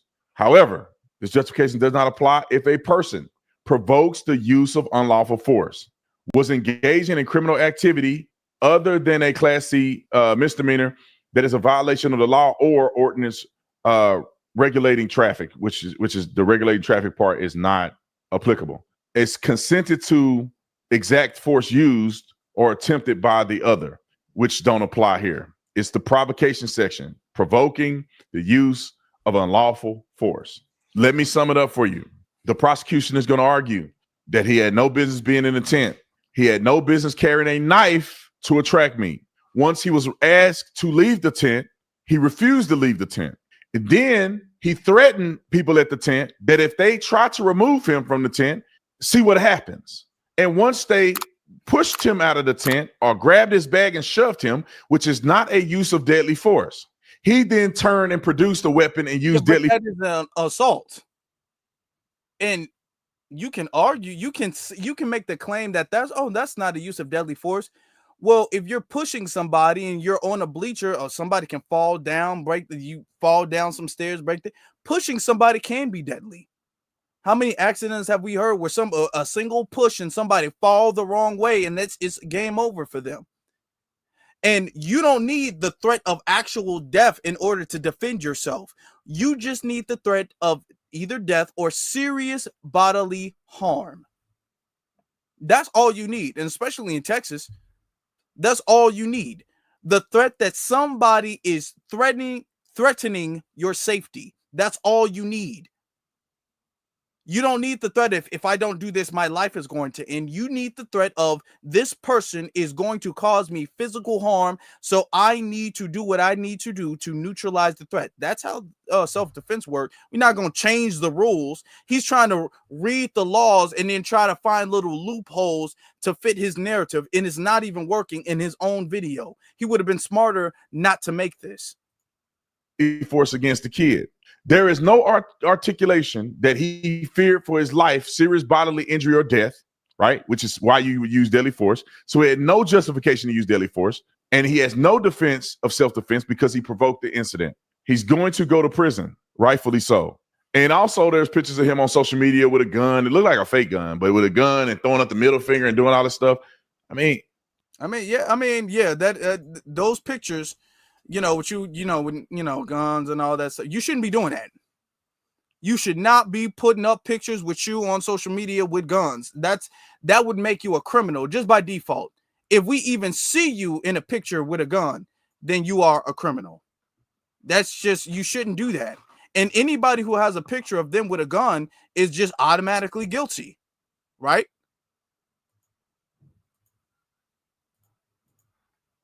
Y'all can act like it's not a behavioral issue with this kid, or you can do whatever you want to do, but he's going to go to jail. And let me just add this. I want to play a clip of the father, because this is another part of this incident that I think is a tragedy. Because white people, y'all need to stop doing this. You're not going to get the sympathy of black people. A lot of black people hate you to the core, and they don't care what you say. They hate you and want you to be destroyed, and they hate most white people. So you getting on here trying to play the unity train is not going to work. And I understand why dad did this, because he don't want the trauma on his heart of making his son's death a bigger issue than it should be. But he's wrong in the sense of trying to act like this is not a racial thing. Roll the clip. It's very unfortunate that this other child decided to make a bad choice that's going to affect him for the rest of his life. I have compassion for every human being. This is not, I want to make this very clear. This is not a race issue. This is not a black and white issue.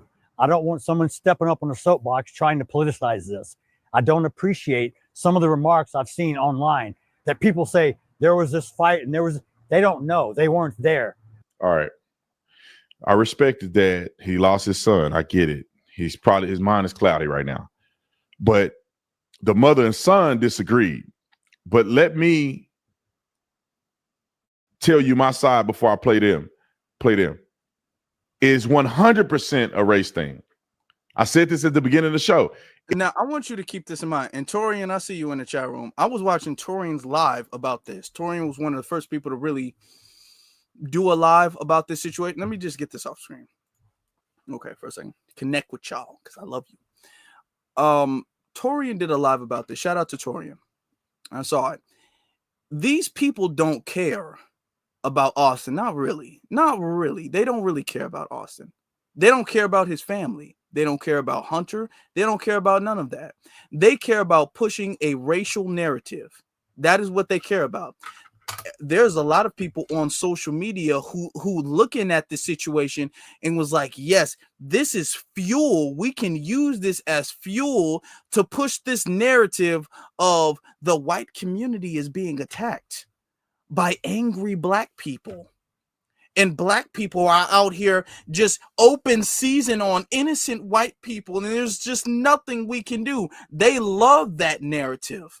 But the only way that narrative can work is if the family goes along with that narrative. That's the only way it could really stick. It can't stick if the dad is out there saying it's not a racial issue, because they want this to be a racial issue, because they want to push the narrative out there like, oh my God, look at this look at this attack. It's Armageddon against white people and we can't do anything. But if the family says, oh, this is a tragic situation, I hate that it's happened, I'm mad and I'm sad, but it's not a racial issue, That completely throws their narrative, because they can't make a narrative if the family is saying, oh, it's not a racial issue. And for the dad to come out there and say, well, I mean, it's not a racial issue. I don't want this to be a race thing. I don't want this to be a political thing. They're mad at the dad.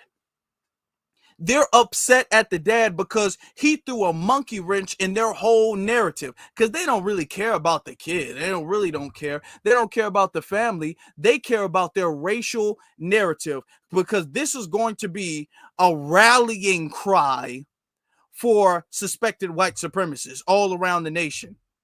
And the dad just ruined it by saying it's not a racial thing. So they're mad at the dad, calling him a race traitor, essentially. Like, oh, you don't gotta do that. There's so many white people who try to appease black people. No, don't you understand? Don't you understand? All black people hate you so much. There's nothing you can do. Dude, what is wrong with you? Didn't you just brag about having a white wife? In the same video, you saying most black people hate white people. You just bragged about having a white wife. His father messed up their narrative, and they're switching up on the dad.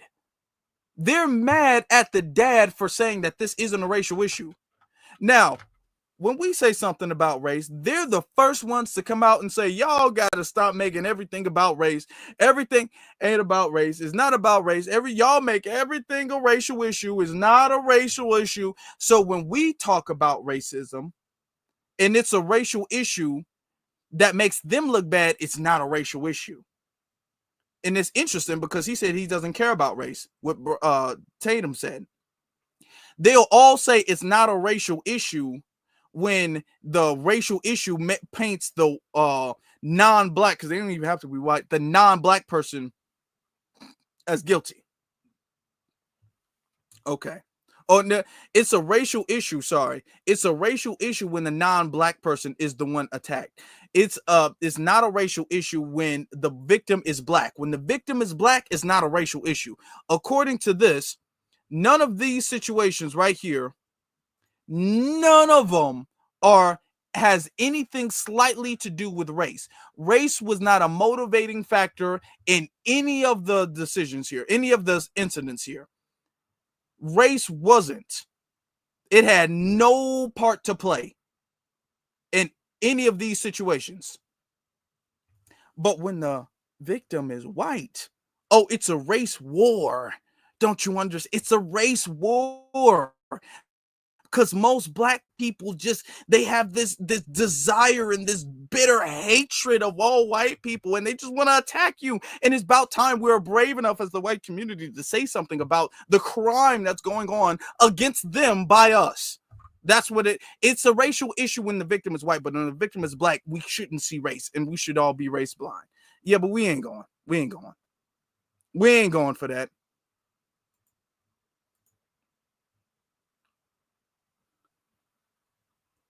If there was two black kids, nobody would be talking about it. There would be no GoFundMe.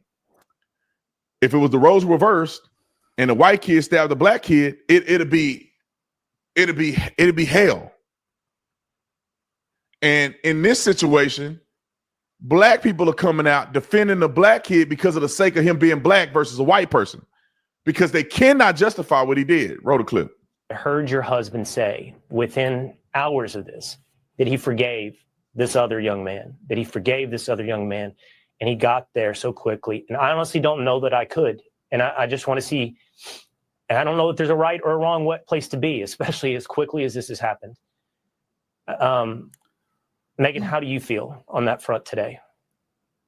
Oh my God. Hi, I'm Brett. Oh my. And I'm Jonathan. This is Darla.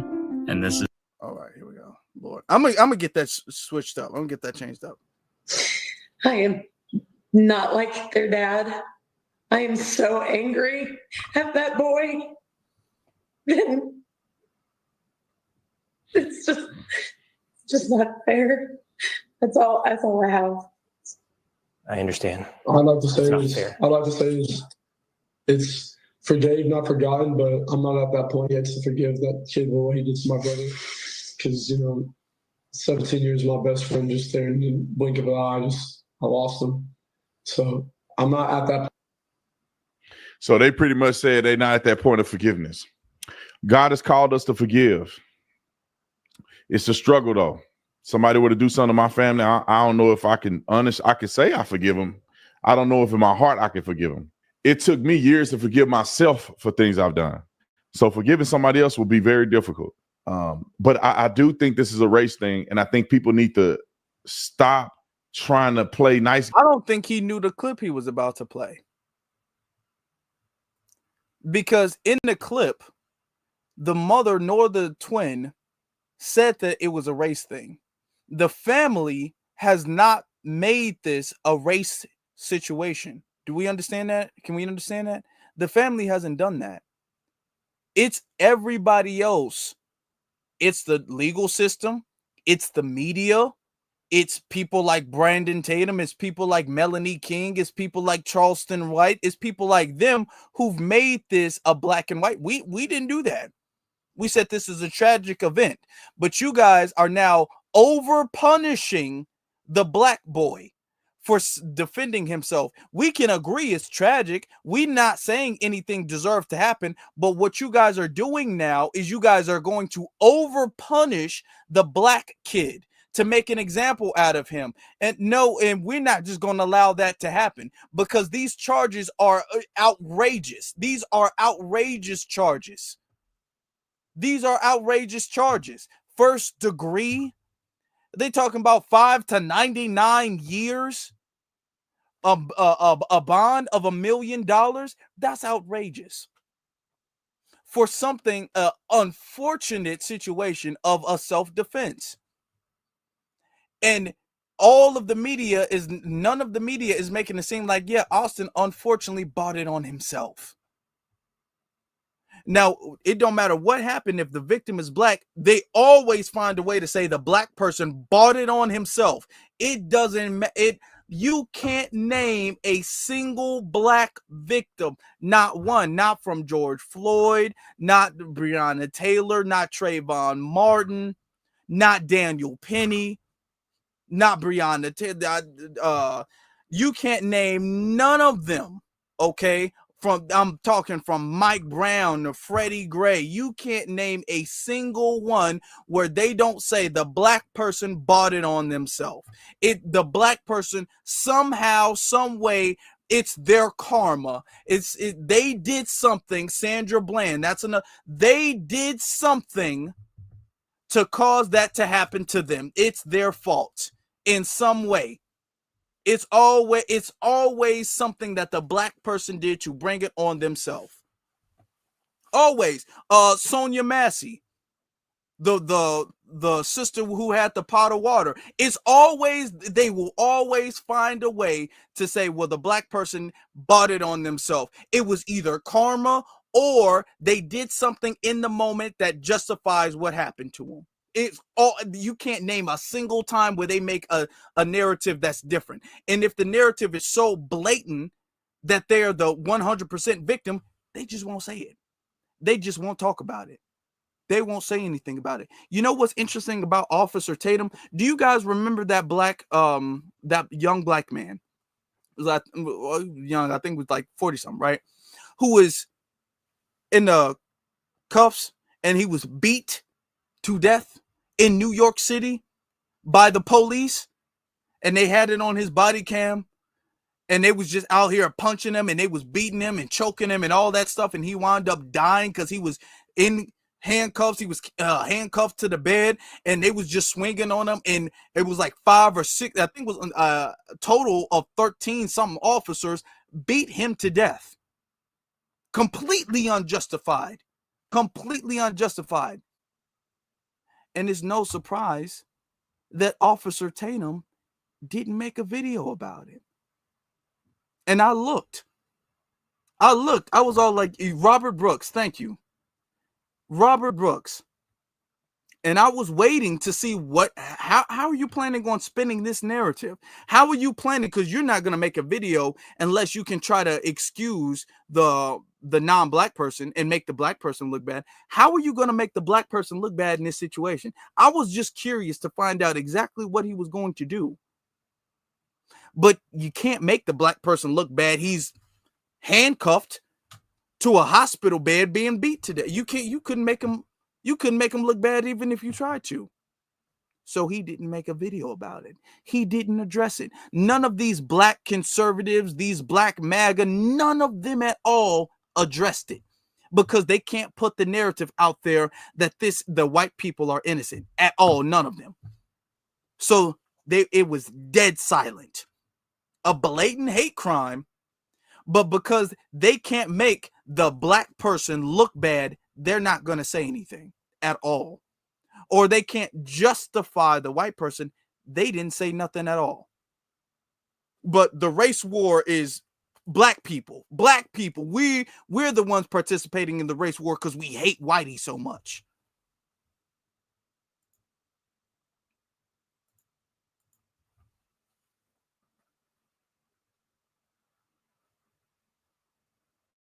Guy and call it for what it is. I don't think it's helpful when white people try to be like, oh, we don't want to. They want problems with you though. They won't smoke with you. They raised $200,000 or something for this boy that killed the white kid, and by all measures he was wrong. All you have to do is look up the law. He's wrong. You're under somebody's tent, which you shouldn't have been. Right? They could have compassion and let you sit under their tent when it's raining. They could. They don't have to. They ask you to leave. You refuse to leave. Then you say, touch me and see what happened to you. Therefore, he's planning to use deadly force against kids under the tent where it's raining at. And I guess they pushed him out of the tent, grabbed his backpack or something, and then he stabbed somebody in the heart. Anybody, unless you're looking for money and fame and you're a racist, wouldn't jump on the bandwagon and saying, I'm going to put money for a kid that killed another kid. Unless... Here's the thing. We're done with that. It wasn't their tent. The tent wasn't owned by nobody in that picture. It was not their tent. To be honest, Carmelo had more of a reason to be under that tent than the twin brothers did, if we're actually going to be honest about it, because Carmelo was the one who was actually participating in that track meet. He was the actual track star. The two other boys play football. According to the twin in an interview, they were just hanging out with some friends. They weren't there to participate in the track meet. So not only is it not their tent, they don't even really have a justified reason as to why they were there in the tent. And then even so, they don't have the right to tell him to move, and damn sure not the authority to physically make him move. Notice how he's just saying that all casually. I mean, yeah, they want him to get up, and yeah, it might have been a push or a shove or, something like that, and they might have pushed him out the tent or something like that. But I mean, notice how cavalier he's saying that. No, that's a very big aspect of the situation, sir. How he's like, yeah, I mean, yeah, they might have just like picked him up and threw him down to the ground and broke his phone. So I mean, it might have been some things like that. I don't know, possibly. No, sir, that's a very big factor in the situation, which is unfortunately what led to the situation, y'all. This is unfortunate, but this is the fact. This isn't because of no racial bias we have against this underlying agenda we have to take out whitey. This is not what this is. This is an unfortunate situation. And truth be told, both of these boys are victims. Both of these boys are victims. Austin lost his life. It's unfortunate. Carmelo, his life is still here, but his life will never be the same, ever. His life will never, ever be the same. Whether he walks or not, he's traumatized, gonna need therapy. His life is never gonna be the same. And that's unfortunate. But we're not going to say because one victim lost his life and the other victim didn't lose his life means that the victim who lost his life is innocent of a fight he started. We're not going to say that. Austin did start this fight. Even his brother admitted that he started this fight. He started a fight with somebody who was much smaller than him, which is probably why Austin thought that he could pick him up and throw him around and essentially bully him and threaten him because he was bigger than him. And Carmelo warned Austin, hey, just because you're bigger than me doesn't mean that you get to push me around or force me to do something. You're not my master. You don't have the authority to even tell me to move out this tent. If it was an issue for me being in this tent, which nobody says this is against school policy, you should have got a coach. So what Austin should have done, Austin should have got a coach or some adult or some security or something like that. That's what Austin should have done. Austin didn't do that. And it actually goes to show his level of mentality. Why do you feel so entitled to tell people to move from tents that you don't own, that your family doesn't own? Why do you feel that entitled? You don't even know at this point that Carmelo does not even have permission for being in that tent. He might have went to the coach and the coach said, hey, you can be under the tent. It doesn't matter which tent you're under. You can go to you at that point in time. You don't even know if Carmelo had permission to be under that tent. Let's say he didn't have permission. It's not your place. And if Austin was black, that's what everybody would be saying. Everybody would be saying Austin was out of line. Austin does not have the right to tell people what to do. He should have minded his business, and he damn sure should not be putting his hands on anybody. If he was black, that's what everybody would be saying. If he was black, the Carmelo, which I guess would in the reverse be white in this situation, wouldn't even be in prison. Because they would say, well, this is a clear-cut case of self-defense. And the police would be dragging their feet. There would have to be protests in order for him to be arrested. And you would have the same Officer Tatum, the same Melanie King. You would have the same Charleston White saying that this is a justified. His actions of stabbing them is justified. That's what he would be saying. That's what he would be saying. It's an unfortunate situation, but it is the truth. Y'all been, I didn't even see all these super chats. Y'all been heavy in the super chats. I missed a few of these. Let me get to some. Let me get to them. I didn't even know. Wow, y'all been heavy in the super chats. I didn't even see that. Okay. Shout out to Peachtree. Peachtree says, thank you, Elite. I feel like I'm in the Twilight Zone. It's sad to see a lot of black people condemning a young man for defending himself against an attacker. It is sad. A lot of these people, and one of the reasons why they do that is because a lot of these people know that there's going to be a lot of white people who are upset. So a lot of these people rely on their white audience, like Officer Tatum and Melanie King. They rely on that. So anytime a political or controversial situation comes up that's racially motivated, they have to take the side against black people because that's what their audience wants to hear. Okay. And then you'll have people who are, let's be honest, just Sambos, like that one lady who's making her son a Sambo. Oh, what are you going to be, Batman? Who you if you have guns, you can't have no good intention. But you wouldn't say that about Austin. Okay. Thank you. Thank you for that. It's sad. But to be honest, it's not enough. It's not that many because most black people are locked in. Most black people are defending that young man. Hurricane says, I realistically think we can get it to 1.5 million. I think we can. If it's got about like 250,000 already in a matter of a few days, it can get to 1.5 realistically if we keep the pressure up. Then he goes on to say he's one of the reasons black people hate cops. Yeah, that's true. They hate black cops. Okay. because those will be the black cops. When we say, well, we need more black police officers, those will be the black cops that do more than the white cops do. They will do more than the white cops do, just to show, hey, I'm not one of them Negroes. I'm on the blue side. I'm on y'all side. I'm one of you guys. I don't even like my blackness. I hate myself, and I hate them Negroes more. That's what Officer Tatum would have been doing. He's not an officer, by the way, anyway. Tell it like it is. Says it's okay. It's pretty time. Why is Brandon Tatum's head so wide? His head, he does have a wide head so wide it looks like we can install side view mirrors on his head. Damn, he do have a weird looking head. That's why he's always wearing hats and stuff, because his head is weird. It's like wide. It's not even like a big, it's a very wide head.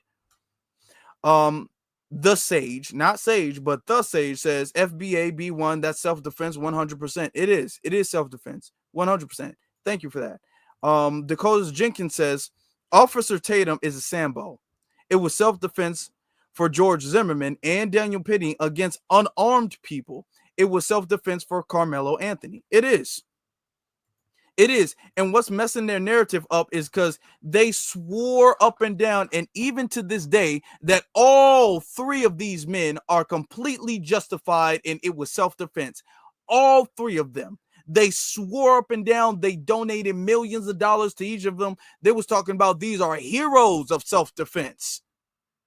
These are heroes, let me tell you, of self-defense. So since you guys set the precedent that you can actually start a situation and still walk free after you're the one who has the weapon and the other people don't have a weapon, you can start an incident, you can start an altercation with somebody and still be considered self-defense.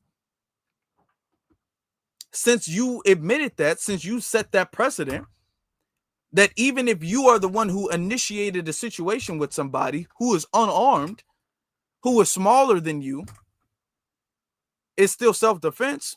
Okay. We just using that logic now. Oh, y'all shouldn't have set that precedent. That's y'all fault because we're using it to our advantage. That's not Hurricane.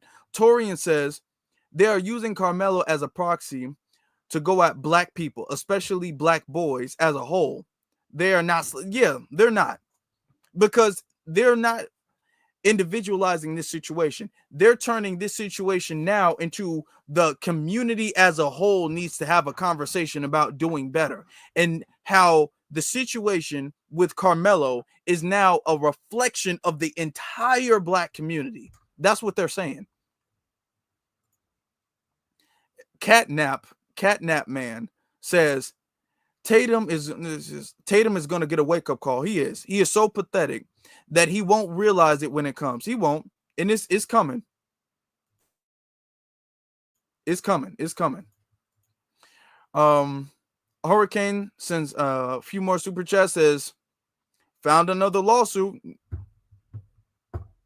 Hey, they better be careful trying to appease that white audience. That white audience ain't gonna stick around when you start getting that lawsuit. It says, Give Send Go is now at 210K.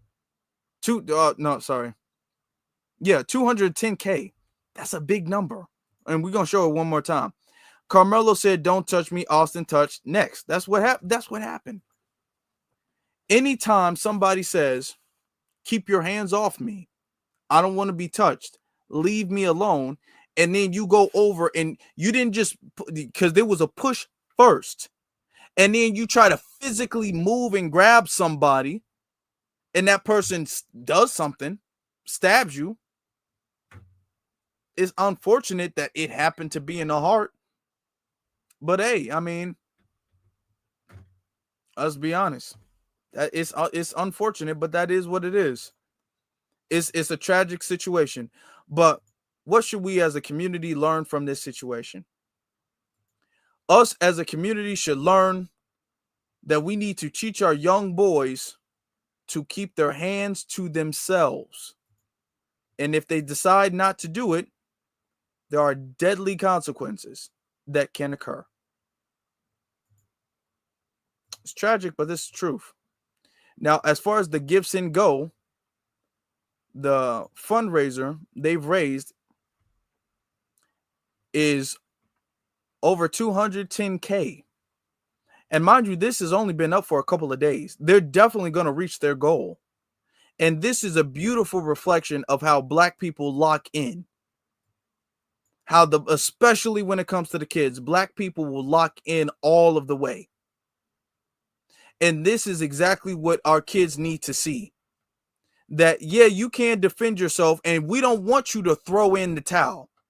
Because if he didn't have the community to back him up, he would probably throw in the towel. He'd probably be like, yeah, I would take 8 years over the potential life in prison. I don't want to be in prison for the rest of my life.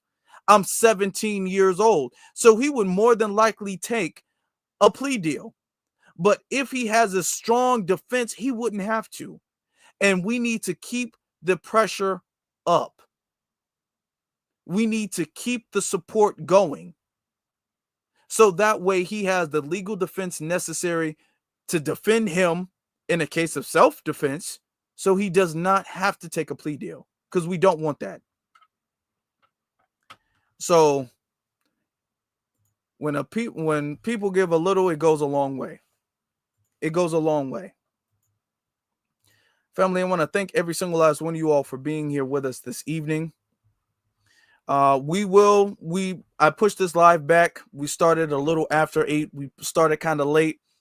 We're always going to go back to the regular scheduled program all the time, unless I make an official announcement that the schedule changes. The only reason I pushed this back this evening is because I had a live on the For the Culture channel. Me and ZZ did a live. Shout out to ZZ. We did a live on the For the Culture channel right before this, and then I had to get everything ready for this. So next time we go live and next time we broadcast, it will be at 7 o'clock Central Time and then 8 o'clock Eastern Standard Time. All right. Also, I need you guys to make sure y'all follow me on my various social media pages. That's Afro Elite on Instagram and then The Afro Elite on Twitter. Make sure before y'all leave, hit that like button, hit that subscribe button, and that notification bell. All right. This concludes our video this evening. Thank you very much for watching. I appreciate every single last one of you guys. I sincerely do. I really, really do. Shout out to the Cash Apps as well, too. Thank you all so very much. Family, clearly, this is a world where you don't know what's going to happen. I think we should all take up. We should all take a page out of Carmelo's book. You don't know who's going to accost you. You don't know who's going to assault you. It's better to be tried by 12 than carried by 6. And clearly, that's what Austin thought. That he'd rather take his chances in court than in a coffin. And I can't blame him. I can't blame him for that. I can't blame any Black person for that. We are the #1 victims of hate crimes in this country that go underreported, underacknowledged, underpunished, undernoticed. And nobody seems to do anything about it. So if they're not going to do something about it, the responsibility of your safety is up to you. Now, of course, I'm not saying go out there and initiate anything. But if you have a situation where you're warning somebody not to assault you and they keep assaulting you, then they're going to have to face the consequences, not you, for their aggression. And with that being said, be one to every single last one of you all. You all have a good one. Thank you for watching, and y'all stay blessed.